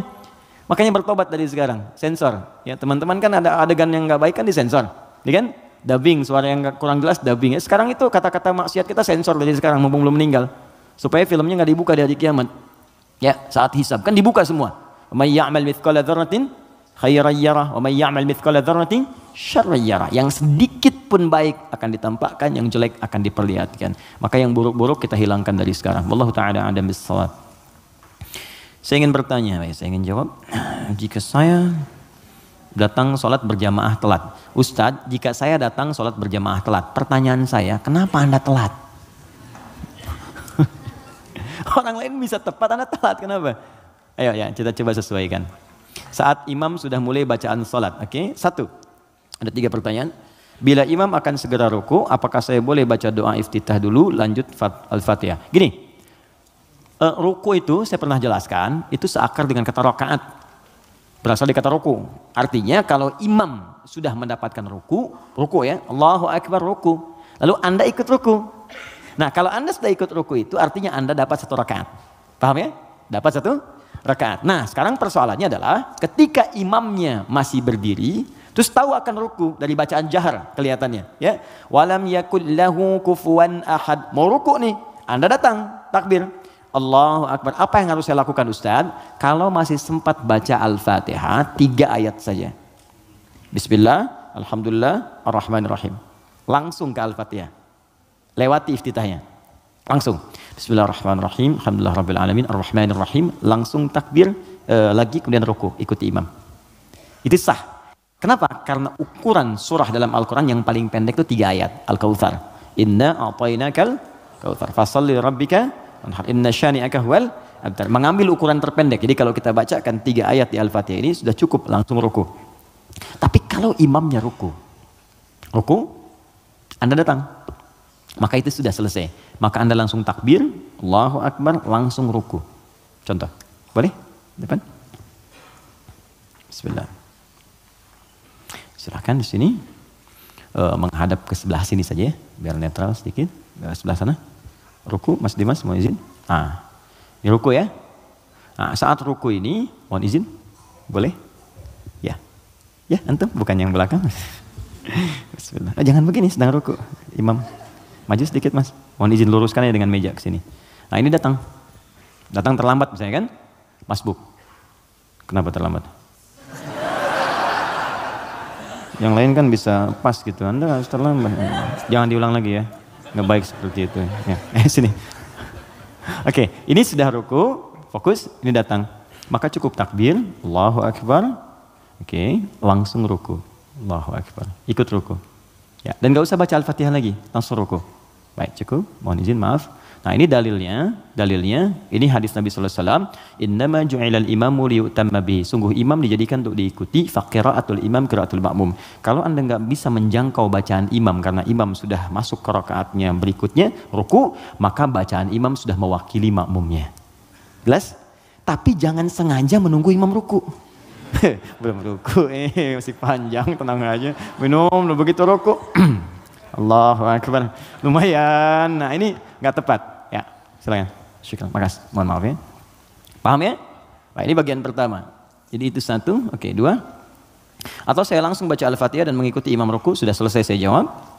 Bila saya baca Al-Fatihah menyebabkan saya tertinggal ruku, apakah saya tidak usah membaca dan langsung mengikuti imam ruku? Bila seperti itu apakah saya harus menambah rakaat di akhir karena saya baca Al-Fatihah? Karena ada yang bilang kalau berjamaah Al-Fatihah ditanggung imam. Oke, saya sudah jelaskan semua ya. Ya, pertanyaannya sudah selesai, sudah saya jelaskan keseluruhannya. Ada yang lain? Baik. Assalamualaikum Ustaz. Waalaikumsalam warahmatullahi wabarakatuh. Ini belum saya baca. Jika kita berobat ke tempat semacam Pak Haji, mungkin Anda bukan kita. Saya tidak ikut. Oke. Jika Anda berobat ke tempat semacam Pak Haji yang orang sebut, lalu Anda dikasih obatnya, air minum, yang doakan, apakah itu masuk syirik atau bagaimana Ustaz? Mohon pencerahannya Ustaz. Tergantung. Jika Anda minta doa, tabarruk dengan doa itu, wasilah, supaya mohon berdoa, didoakan kepada Allah. Anda bisa berdoa sendiri, minta. Ya, dan bisa saling mendoakan. Nabi kadang saling mendoakan dengan sahabat. Doakan. Bahkan Nabi minta dibacakan oleh Abdullah bin Mas'ud Al-Quran. Abdullah bin Mas'ud datang sini, coba bacakan surat ini. Kata Abdullah bin Mas'ud, ya Rasulullah, Anda kan yang Nabi, tapi saya ingin mendengar bacaanmu. Sesama sahabat saling mendoakan, biasa saling ketemu, doakan, itu biasa. Dan boleh, adabnya boleh. Anda ketemu ulama, minta doa. Dulu kami begitu, bertemu ulama, minta doa, Syekh, doakan kami. Sekarang agak beda, orang ketemu Ustaz, minta foto. Ketemu ulama, minta selfie deh. Lengkapilah dengan doa. Yang ditempatkan di hati, itu doanya. Ya, doanya minta doa kebaikan. Nah, boleh Anda silahkan kalau datang. Itu dalilnya diantaranya Quran surah ke-5 tadi ayat 35. Ya ayyuhalladzina amanu taqullaha wabtaghu ilaihil wasilah. Hai orang-orang beriman, tingkatkan takwamu kepada Allah dan cari wasilah untuk mendekat kepada Allah. Apa diantaranya? Kisah yang paling tepat untuk menjawab ini adalah tentang Al-Fatihah itu. Jadi ada seorang yang sakit tadi, ya, kepala suku di Arab, sakit kemudian zaman itu, lalu dia minta kepada para sahabat, ngutus ajudannya, ya, untuk bertanya ada nggak yang bisa menyembuhkan. Kata sahabat, Allah yang sembuhkan. Datang didoakan dengan baca Al-Fatihah. Itu kan paling gampang. Ketika didoakan itu dengan baca Al-Fatihah, sembuh. Saat sembuh itu dikasihlah kemudian kambing beberapa ekor. Takut, dibawalah kepada Nabi. Ini indah sekali. Dilaporkan kepada Nabi karena takut kambing itu gratifikasi. Tuh, ini bagus sekali. Jadi takut nih, saya takut salah nih, dibawa ke Nabi. Nabi, tadi ada orang sakit. Terus minta bantuan, saya ingat ajaran Anda, baca Al-Fatihah, saya bacakan. Habis itu dikasih kambing begini. Nabi langsung senyum, ketawa, tabassama dhahikan. Gitu kan? Kurang lebih. Kata Nabi, tahu dari mana engkau Al-Fatihah bisa punya manfaat seperti itu? Maka kata Nabi, bagikan kambingnya, coba berikan aku bagiannya. Maksud Nabi, yuk kita nikmati sama-sama itu. Silakan kita nikmati, syukur kepada Allah Subhanahu wa taala. Ini artinya dalil yang membolehkan kita datang minta doa misalnya. Ya, ke orang saleh, ulama. Tapi syaratnya kita pun berdoa dulu, minta sama Allah. Minta. Lalu Allah lebih senang kita minta kepada Allah dengan bahasa hati kita. Setelah itu kita berwasilah minta pada orang saleh yang baik, minta kebaikan. Lalu dia doakan kepada kita semua. Jelas sampai sini? Baik. Kalau ada yang khusus, semacam tertentu, ada pengaruh jin atau apa, biasanya dia diangkat tuh. Mengangkat sesuatu yang bukan dari tempatnya. Ini bukan dari tempatnya saya angkat, ini spidol. Tempatnya bukan dalam gelas. Lalu saya angkat. Jin tempatnya bukan di tubuh kita angkat. Bahasa Arabnya raka, ya, raka yarka atau raka yaraki tarqiyatan wa ruqyatan, maka disebut ruqyah namanya. Terus ya, ada ruqyah. Ruqyah itu macam-macam, ada yang dengan bacaan saja, ada yang dengan air misalnya, air terus diminum, ya. Ada yang dulu ruqyah terkenal sekali, orang soleh, dia sakit, punya anak sakit, sakitnya lumpuh semua. Nah begitu lumpuh ini orangnya baik sekali. Kesolehannya nampak pada prasangka baiknya. Jadi semua yang datang prasangka baik aja. Malam-malam, Bu, bayangkan ada perampok datang tengah malam. Ini kisah ini sangat populer sekali. Perampok serombongan datang ke rumahnya. Karena prasangka baik ini dikira mujahid fisabilillah mampir. Dulu kan bukan kayak kita sekarang kan, rombongan mujahid dengan ini kan nggak kelihatan tuh. Malam-malam datang dikira mujahid. Begitu dibuka pintu, oh ahlan wa sahlan mujahid, masya Allah, silakan masuk. Bayangkan perampok disuruh masuk. Disebut mujahid fisabilillah, datang. Akhirnya apa yang terjadi? Silahkan, duduk dulu, istirahat dulu, mandi dulu. Dimintalah berwudu semua. Tolong para mujahid silakan berwudu dulu. Ya, wudu supaya apa? Salah satunya, ternyata di bawah keran itu dia simpan bejana untuk menampung air wudu mereka. Ini kisah nyata, benar terjadi. Jadi bukan rekaan, di kisah nyata sampai riwayat kepada kita dan valid riwayatnya. Jadi orang-orang salaf dulu. Di begitu air wudunya tumpah ke situ, dan dia melihat orang-orang perampok tadi, kok ada anak ini nggak bangun. Ya kata mereka ke bapak tadi, ini siapa? Ini anak saya, dia kena lumpuh katanya. Oh gitu, udah duduk, dijamu dengan makan semua. Udah rapi, suruh wudu, makan, pulanglah mereka. Nah, begitu pulang, ini yang menarik. Beberapa pekan kemudian datang lagi. Dibuka lagi yang mujahid, katanya Masya Allah. Yang buka siapa? Yang buka anak yang lumpuh tadi. Buka langsung, kaget loh. Kemarin kan lumpuh dia, sekarang bisa buka katanya kan. Lalu bapaknya keluar, nyambut lagi, Masya Allah. Kami meraih keberkahan dari jihad Anda, Anda bayangkan. Karena positif thinkingnya. Bertanya, ini kenapa bisa sembuh? Air wudhu, masih ingat gak air wudhu yang pernah engkau pakai itu dalam wudhu itu?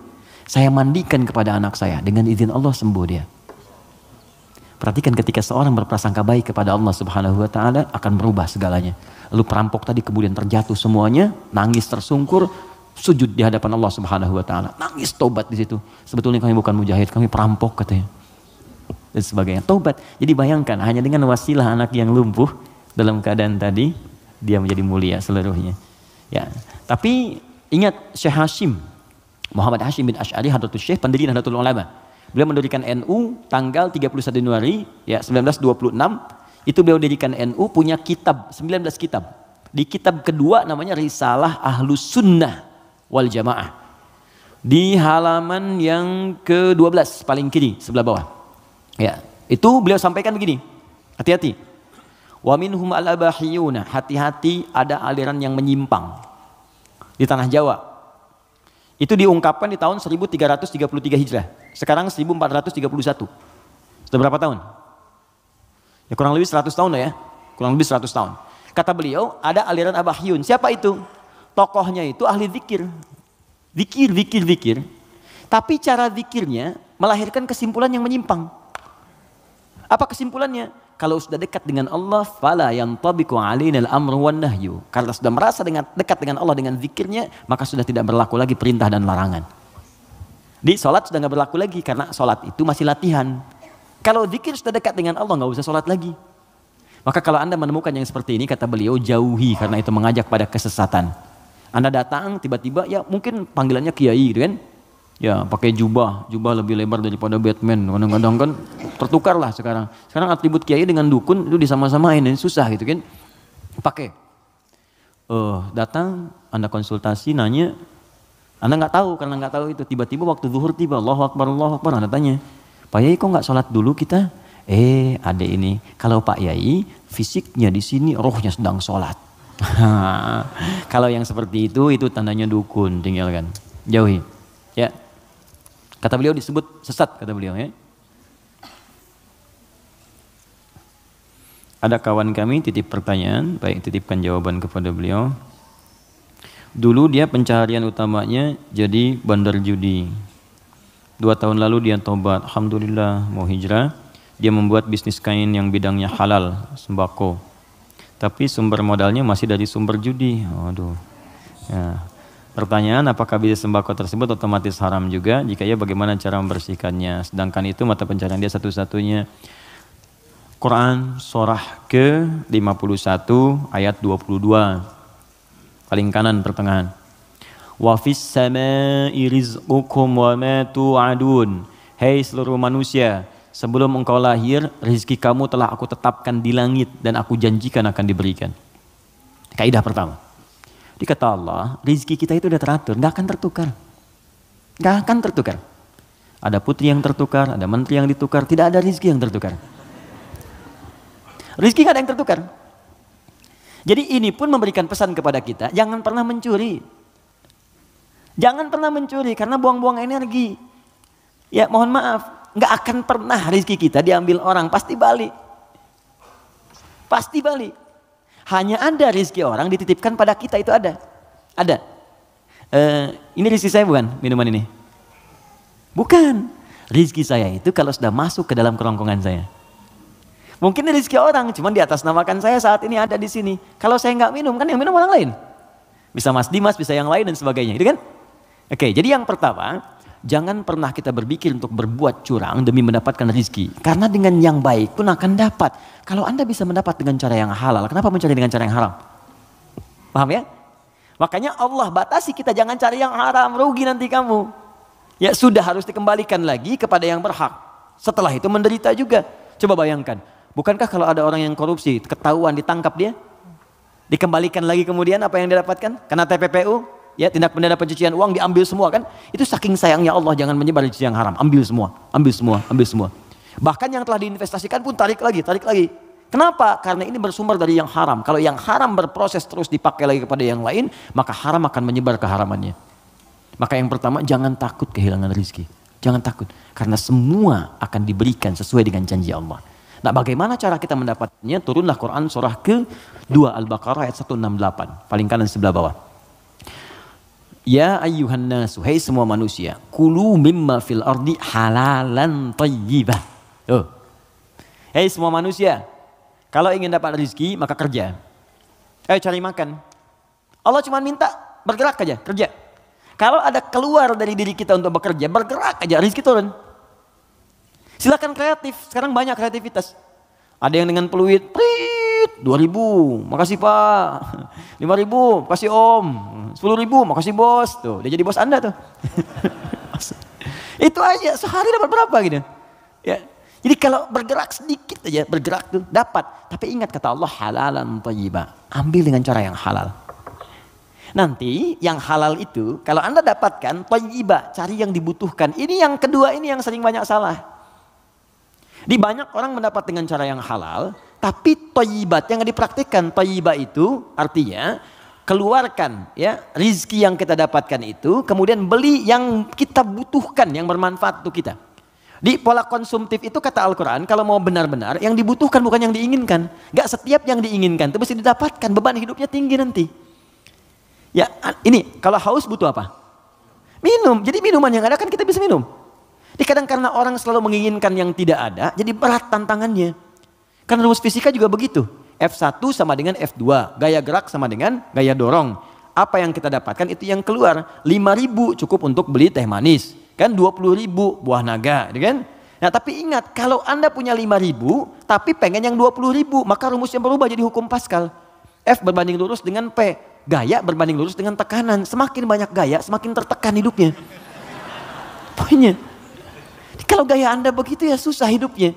Makanya Quran katakan gaya itu disesuaikan dengan pendapatan. Apa yang didapatkan? Cari yang dibutuhkan. Gak semua yang pengen mesti dibeli. Nasi goreng Kebon Sirih yuk jam 11. Ya Anda tinggal misalnya di Bekasi pengen ke nasi goreng Kebon Sirih. Paksain padahal yang keliling banyak gitu kan. Kejar sampai ke sana macet-macetan. Nikmati aja, entah kita nikmati di sana. Nyampe sana tutup. Gak dapat apa-apa. Paham ya? Nah jadi itu poinnya. Jadi berusaha dengan cara yang halal, Allah kirimkan rezekinya. Apalagi Anda orang beriman. Kalau orang beriman, apalagi tadi hijrah, sudah tobat, itu seketika Allah jamin. Pindah surahnya, pindah ayatnya ke ayat 172. Quran surah kedua, ayat 172. Perhatikan ayatnya. Ya ayyuhalladzina amanu. Kita 13 menit menuju zuhur. Hai orang-orang yang telah punya iman. Kulu min thayyibati. Jangan pernah fikirkan yang haram. Ingat ya? Lihat sini. Kata Allah, jangan pernah fikirkan yang haram. Kalau Anda nggak pernah fikirkan yang haram, maka saya akan kirimkan ma razaqnakum. Kami yang kirimkan rizkimu, bukan engkau yang sulit untuk mendapatinya. Jadi orang beriman tuh kalau nggak pernah fikir yang haram, Allah cepat datangkan. Datang. Nanti berkahnya ditambah. Kalau berkah sudah tambah, dapat 100.000 pun sebulan cukup. Saya pernah ke Telas namanya. Telas tuh habis, di Google aja nggak ada. Anak saya yang kecil pengen gembala kambing. Jadi dia dengar kisah Rasulullah menggembala kambing, pengen kambing. Kita bawa ke sana. Di situ Pak Ibu, ada penggembala yang sebulan itu cuma dapat 100.000. 100.000. Tapi Allahu Akbar, saya berapa kali datang, lihat, merenung, netes air mata. Itu setiap datang, Pak, yang nggak ada tuh ada gitu. Musim buah ada buah, ikan dikeluarin semua, jamu kita. Terus saya tanya, di mana kambingnya? Di belakang katanya. Saya lihat kan, wah begitu dilihat bersih, putih, bersih, dirawat bersih. Tapi yang heran, itu mulutnya ditutup pakai potongan aqua. Yang ada yang setengah liter itu kan, yang ditutup itu cukup ke mulut kambing. Terus saya tanya, ini kenapa ditutup? Ini sakit kambingnya? Bukan sakit Gus katanya, bukan sakit. Kenapa? Ini kambing baru kami bawa dari tempat kami beli. Kami tutup di sana mulut kambing itu dengan potongan aqua supaya di jalan dia tidak memakan yang bukan haknya. Itu saya berhenti dan keluar air mata saya. Saya bilang, saya mengajar hampir tiap waktu, kamu yang praktekkan. Banyak orang mendapat surga tapi Anda yang paling layak. Saya tutup mulut kambing ini supaya nggak makan yang bukan haknya. Banyak orang hadir taklim menjaga lisannya begitu sulit. Dia jarang taklim, kambingnya pun ditutup mulutnya. Untuk tidak makan yang haram. Makanya rezekinya Allah kirimkan. Baik 100.000 gitu. Gak pernah mengeluh ceria gini. Ada lagi orang penghafal Quran. Wah itu dahsyat itu juga. Jadi kalau Anda kunjungi, istrinya akan berkata, Alhamdulillah ya Allah Ustaz, Allah tuh baik sekali. Abi diberi rezeki banyak banget. Banyak tuh sebulan dapat 500.000. Banyak banget. Kalau Anda kunjungi itu ikan keluar, buah keluar. Apa kerja istrinya? Ngambil suluh di sawah, duduk, bikin, nyiapin ini. Tahu Anda? Istrinya hafal Quran 7 riwayat. Suaminya 30 juz. Anak-anaknya hafal Quran semua. Kalau kita membangun kedekatan dengan Allah tuh yang lain kecil lah. Kecil. Bahkan saat harta itu datang tuh kita malah sibuk. Gak pakai itu gitu. Dah, kasih. Saya tuh kalau belajar ulama kita dulu tuh, Masya Allah. Ya, Kiai Haji Nur Ali tuh di Bekasi ada jalan Kiai Haji Nur Ali. Itu Pak, Ibu kalau taklim beliau ada amplop datang tuh kasih banyak tuh. Itu nggak banyak orang tahu. Malamnya dijajarkan begini. Santrinya dikumpulkan. Buka katanya, buka. Ada yang 5.000, yang 1.000, 10.000 sebagainya. Itu enggak pernah diambil oleh beliau. Kata beliau, ini 10.000 tolong berikan ke madrasah sana. Yang 5.000 anak yatim. Yang 1.000 janda-janda sekitaran ini. Santuni semua.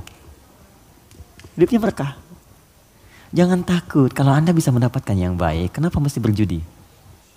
Nah, kalau Anda bisa berbuat yang halal, kenapa mencari yang haram? Kalau Anda bisa jadi orang soleh, kenapa berbuat salah? Tinggalkan yang buruk tadi. Nah, kalau pernah bertobat dan hijrah, alhamdulillah pertahankan tobat dan hijrah itu. Hijrah itu artinya meninggalkan total yang buruk-buruknya. Termasuk tadi hasil judinya, yang dipakai modal. Jangan dipakai modal. Sudah, keluarkan. Bagaimana cara mengeluarkannya? Cara mengeluarkannya adalah berikan kepada yang sosial yang umum sifatnya. Setelah itu Anda coba bekerja.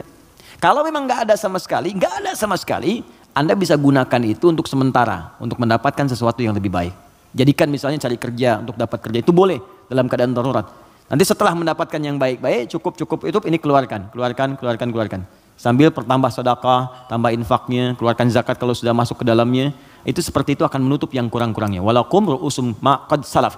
Ya, yang dulu-dulu akan ditutup oleh Allah. Sudah selesai semuanya. Yang sekarang akan dibuka. Tapi kalau Anda jadikan andalan itu, maka itu tetap akan menanam perasaan buruk di dalam jiwa kita. Jadi kalau harta kotor itu masuk ke dalam tubuh kita, jadinya begini. Quran surah 6 ayat 25. Wa fi adhanihim waqra. Dia akan beredar dengan darah. Kalau masuk ke telinga jadi daging, dia akan menutup sumber kebaikan. Kalau ke mata, awas. Wa ala absarihim ghishawah, akan menjadi penghalang. Nanti kalau masuk ke dalam tubuh kita, fi qulubihim marad, ada penyakit, maka lengkaplah khatamallahu ala qulubihim wa ala sam'ihim wa ala absarihim ghishawah. Kalau dimakan oleh keluarga, maka jadi bara neraka nantinya. Andanya mungkin merasa biasa, anak-anak mulai sulit diingatkan sholat, mulai sulit baca Al-Quran, mulai sulit menghafal dan sebagainya. Maka saran saya, kita doakan, kemudian kita support, jangan jadi cerita. Siapa teman kita itu? Yang konsultasi kepada kita, doakan. Anda apa? Support. Makanya persaudarakan. Saya tuh bingung, orang Islam sekarang hidupnya masing-masing, kenapa sih? Kenapa nggak bersaudara? Nabi itu kan mempersaudarakan. Khazraj dengan Aus. Ini saya pengen juga kajian musyawarah, teman-teman cobalah mengenal satu dengan yang lainnya. Terus saling support. Anda punya program apa? Support. Bisnis apa? Endorsein, barengin. Itu kenikmatannya itu terasa. Jangan takut rezeki Anda diambil. Gak akan tertukar. Jadi semuanya akan mendapatkan bagiannya masing-masing. Gak usah takut. Ya, ustadz-ustadz juga demikian tuh. Jalan, saling bagi, mengajar, melengkapi dan sebagainya. Itu saya sarankan seperti itu. Jadi yang bertanya ini kalau ada kesulitan kita respon. Mungkin dititipkan kepada kita, mungkin kita bisa memberikan solusi. Jelas ya?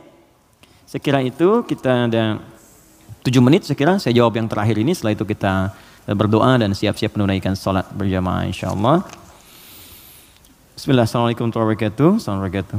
Jazakallah khair atas kesempatannya. Semoga Allah muliakan Anda.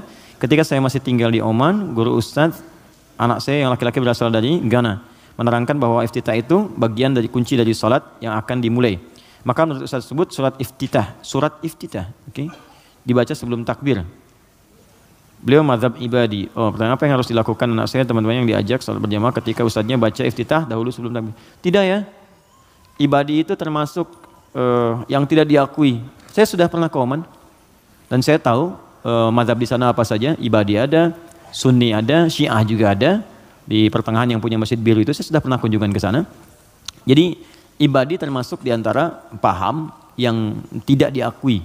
Ya, tidak diakui dalam sistem mazhab fikih dalam Islam kekinian yang mainstream. Ya, karena itu menurut saya kembalikan kepada yang Sunni yang sudah diajarkan kepada kita semua. Nah, sumbernya bukan karena ibadi, Sunni atau yang lain, sumbernya itu petunjuk dari Nabi. Hadisnya bagaimana? Ayatnya bagaimana? Buka Quran surah kedua Al-Baqarah ayat yang ke-43. Wa aqimus shalah, tunaikan oleh kalian salat. Bagaimana menunaikannya? Maka diikuti dengan mengikuti petunjuk Nabi. Maka turunlah Quran kemudian surah ke-3 ayat 31, paling kiri sebelah atas. Qul in kuntum tuhibbunallaha fattabi'uni. Kata Allah, kalau kalian cintai aku, ikuti bagaimana Nabi mengajarkan. Nah, seperti apa Nabi mengajarkan salat? Karena kalau nggak diajarkan, kita nggak bisa meniru. Maka buka hadis Muslim nomor hadis 397. Buka Al-Bukhari nomor hadis 711. Dari kisah siapa? Sahabat Abu Hurairah. Siapa yang menunjukkan? Khalid bin Rafi' Az-Zuraiqi. Bagaimana bunyinya dari Nabi? Bunyinya kurang lebih begini. Ya, idza qumta ilas shalah, kalau kamu pengen sempurna salatnya, asbighul wudu, sempurnakan wudu. Wudu sempurna. Wudu dulu. Famastaqbilil qiblah, menghadap ke arah kiblat. Menghadap ke kiblat. Fakabbir, kemudian bertakbir. Setelah takbir diajarkan baca iftitah. Ada 9 jenis doanya. Ada yang pendek, ada. A'udzubillahi samil alim minasyaitonir rajim, ada. Ada misalnya yang gabungan, ada. Ada yang agak panjang, Allahumma ba'id baini wa baina khataayaya, ada. Ada yang Allahu akbar kabira, walhamdulillahi katsira, subhanallahi bukratan wa asila. Ini satu doa. Satu doa. Kalau Anda bacakan lagi, wajjahtu, itu doa-doa digabungkan jadi satu. Ya. Ada 9 jenis doa iftitah itu, panjang sekali. Yang panjang, pendek. Kenapa ada pendek, menengah, panjang? Supaya sesuai kondisi. Jadi kalau kita sedang buru-buru di perjalanan, di airport misalnya, atau di stasiun, kita sedang menunggu misalnya kereta atau pesawat sedang tunggu, jangan yang panjang-panjang. Yang sedang aja yang pendek. Allahu akbar kabira, alhamdulillahi katsira, subhanallahi bukratan wa asila. Langsung Al-Fatihah. Kan? Atau kita bacakan a'udzubillahi samil alim minasyaitonir rajim. Dah, langsung Al-Fatihah. Ya, pendek sekali. Pendek sekali. Ya, jadi begitu kita kemudian bacakan, masuklah Al-Fatihah. Tsumaqra Fatihatul Kitab, kemudian baca Al-Fatihah. Tsumaqra ma tayassara minal Qur'an, kemudian bacakan apa yang paling ringan yang bisa kita bacakan. Surat pilih setelah Al-Fatihah. Tsumma falyarkas, setelah itu kemudian kamu ruku. Ya, hatta tatma'inna raki'an. Jangan dulu kamu bangun sampai kamu tenang rukunya. Semuanya lengkap. Dijelaskan dari awal, dari wudu sampai salam selesai. Dan tidak pernah dijelaskan oleh Nabi baca iftitah sebelum takbir. Ya, iftitah itu tempatnya setelah bertakbir. Takbir baru iftitah. Adapun Anda ingin baca bismillah sebelum takbir, boleh mengambil hadis umum. Apa hadis umumnya? Kullu amrin dzibalin yubda'u fi bismillahirrahmanirrahim fa huwa abtar. Setiap perbuatan baik yang tidak dimulai dengan bismillah maka terputus nilai pahalanya. Ustadz, tapi kan Nabi nggak contohkan. Tahu dari mana? Nabi nggak contohkan. Itu bukan nggak dicontohkan, saking jelasnya nggak usah dicontohin lagi. Paham? Pernah Anda lihat Nabi makan apel habis baca bismillah? Pernah Anda lihat Nabi baca pakai pakaian baca bismillah? Tidak ada hadis contohnya. Tapi kalimat umumnya ada. Untuk makan baca bismillah, makan apa saja. Gak usah dirinci. Jadi semua perbuatan baik itu dalilnya. Jelas ya? Tapi sholatnya dibuka dengan takbir. Baru dimulai hukum sholat itu saat dibuka dengan takbir, ditutup kemudian dengan salam. Kalau digoda setan, ta'awudz ada. Fasta'idz billahi minasyaitonir rajim. Makanya ada orang sebelum sholat baca ta'awudz. Ada yang baca An-Nas karena dia berdoa minta supaya setan dijauhkan dari pengaruhnya saat sholat. Paham di sini? Baik ya, saya kira seperti itu yang kami terangkan. Semoga ada manfaatnya. Kalau apa yang saya sampaikan ada benarnya, itu hanya titipan saja dari Allah untuk diamalkan. Tapi kalau salah, berarti memang mutlak dari kekurangan ilmu yang Allah titipkan kepada saya. Anda bisa share kembali dengan ustadz-ustadz yang lain, belajar dengan mereka, dan dapatkan nilai-nilai kebaikan yang kiranya bisa menambah wawasan kita semua. Pesan saya jangan saling mencela, jangan saling merendahkan, belajar yang baik, saling tolong-menolong dalam kebaikan, bersahabat yang baik. Mungkin itu yang bisa memberikan hidayah dalam hidup kita. Ya, saya ucapkan terima kasih. Sebelum diakhiri, saya ingin sampaikan beberapa pengumuman. Yang pertama, saya tidak bosan-bosan mengatakan bahwa hidup kita itu terbatas. Suatu saat pasti pulang. Sekali-kali sebelum tidur, coba rasakan mungkin tidur saya yang terakhir. Lihatlah ke cermin, pantas kan jadi ahli surga. Kalau sudah paham dengan itu, maka segera perbaiki diri. Kalau punya titipan di rumah, ada istri, ada suami, ada anak-anak, maka coba pikirkan, masa iya antum ke surga anak-anak tertinggal? Maka berubahlah dengan baik. Ya, berjamaah dalam kebaikan, dan itu semua akan ringan untuk dilakukan. Bismillah mulai. Kalau sadar akan wafat, pasti tidak akan main-main dalam hidup. Itu satu. Yang kedua teman-teman, saya ingin teman-teman tuh dan kita semua lebih bersaudara dengan baik. Bersaudaralah dengan baik, sehingga kita bisa share nilai kebaikan itu lebih mudah untuk dikerjakan. Kalau ada yang kurang dari teman-teman, jangan diekstra kekurangannya. Kita ajak dalam kebaikan. Minimal doakan dalam sujud kita di tengah malam supaya dapat kebaikan. Yang ketiga bersabar, setiap orang punya ujian. Ada ujian di keluarga, ada ujian di pekerjaan. Bukan cuma Anda aja yang punya masalah. Nabi dulu punya masalah. Semua Nabi punya masalah dan lebih besar daripada kita. Nabi Ayub sakitnya gak seperti kita, lebih parah. Nabi Muhammad dilempar kotoran, Nabi Muhammad dilempar batu. Masa kita cuma dilempar kata-kata kemudian langsung turun dan tidak mau kembali jadi baik. Yang terakhir, berbekal. Ya, sekarang saya insya Allah bahagia sekali. Jadi kita buka karantina itu hafalan. Kita ajarkan metode taisir yang Allah titipkan. Itu senang sekali lihat anak-anak ada yang 9 tahun, 12 tahun, 17 tahun, sampai yang 46 tahun. Ada ikut menghafal Quran. Yang paling indah 24 hari hafal Quran 30 juz. 25 hari, ada yang 30 hari. Jadi begitu selesai, pada nangis tuh. Ya, nangis terus nelpon orang tuanya datang, nangis semua. Ya Allah. Itu luar biasa. Pokoknya kalau dapat sesuatu tuh, kalau kita punya amalan baru dan kita menuntaskannya, ada perasaan tuh indah dalam hati kita. Ayo coba mulai. Yang mau saya sampaikan, orang lain sudah mulai, jadi kalau Anda nggak mulai, Anda tertinggal. Tertinggal. Ayo mulai. Anak-anak lihat sekolahnya di mana, ajarin sholatnya. Cari sekolah yang bagus, fisikanya, matematika, tapi sholatnya juga bagus. Qurannya bagus. Supaya ada pengaruhnya, ada ketenangan di hidup. Nih ya, Anda sedang capek, terus Anda pulang ke rumah, anak Anda yang 4 tahun, itu sedang baca Quran.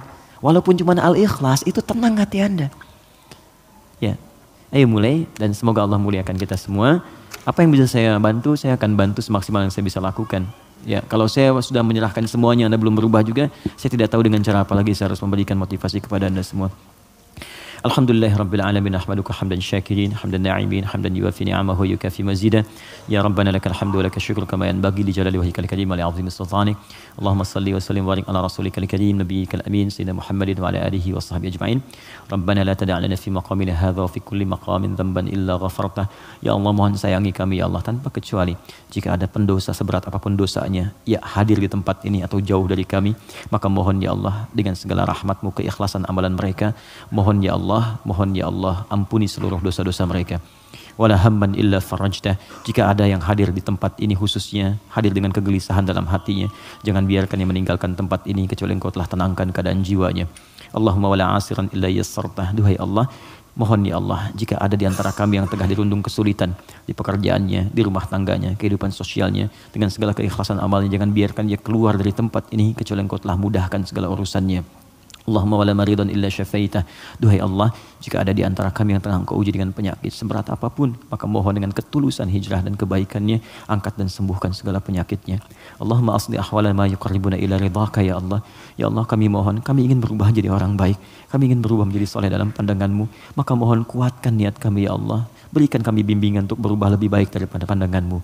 Allahumma ati anfusana taqwaha wa zakkiha anta khairu man zakkaha anta waliyuha maulaha.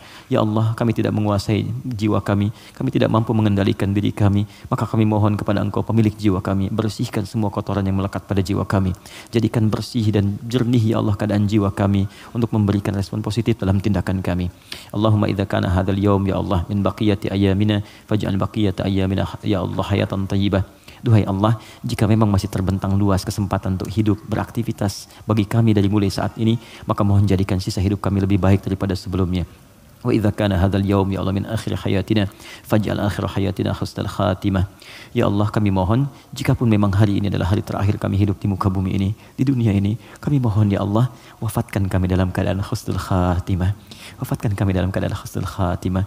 Tawaffana muslimin ya arhamar rahimin wa qawwi lisanana kula kalimat tauhid la ilaha illallah. Ya Allah, kami ingin wafat dalam keadaan muslim, dan kami ingin saat wafat nanti ya Allah dalam sakaratul maut untuk mudah mengucapkan kalimat la ilaha illallah Muhammad Rasulullah. Ya Allah, mohon terima amalan kami, terima sakaratul maut kami dalam keadaan yang tenang dengan kalimat-Mu ya ayyatuhan nafsul mutmainnah irji'i ila rabbika radiyatan mardiyah fadkhuli fi ibadi wadkhuli jannati. Allahumma ya Allah auladana, ya Allah anak-anak kami ya arhamar rahimin, anak-anak kami ya Allah berikan bimbingan kepada mereka agar dapat memberikan mahkota kepada kami di akhirat nanti, agar amalan mereka memberikan syafaat kepada kami dengan izin-Mu ya arhamar rahimin. Jauhkan mereka dari pengaruh buruk di lingkungan mereka ya Allah. Jika kami wafat dan mereka masih hidup, maka mohon lindungi mereka ya Allah. Perhatikan mereka ya Allah. Mereka yang Kau titipkan kepada kami, jangan jadikan beban kami ya Allah di hari kiamat nanti saat menghadap kepadamu. Allahumma alhiqna bis salihin wa alladhina an'amta alaihim minan nabiyyin was-siddiqin wasyuhada'i was-salihin wa hasuna ulaika rafiqa. Ya Allah, kami mohon di akhirat nanti pertemukan kami dengan Rasulullah sallallahu alaihi wasallam, para nabi, orang-orang saleh, orang-orang jujur, para syuhada.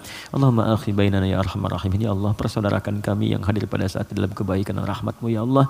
Jauhkan kami dari perpecahan ya arhamar rahimin. Jauhkan kami dari kehinaan ya Allah. Tenangkan kehidupan kami, rumah tangga kami. Jauhkan dari perbuatan yang dapat mengundang siksa dan murka-Mu ya rabbal alamin. Rabbana atina fid dunya hasanah fil akhirati hasanah wa qina adzabannar. Allahumma waffiqna lina'mal ma ta'allamna ya Allah. Berikan kami bimbingan untuk mengamalkan apa yang telah kami pelajari agar dapat mendapatkan ridha dan rahmat-Mu. Bifadlika subhana rabbika rabbil izzati amma yasifun wa salamun alal mursalin. Subhanakallahumma wa bihamdika asyhadu an la ilaha illa anta astaghfiruka wa atubu ilaik. Wa akhiru da'wana alhamdulillahi rabbil alamin. Terima kasih untuk semuanya. Mohon maaf atas kekurangan yang mungkin didapati. Assalamualaikum warahmatullahi wabarakatuh.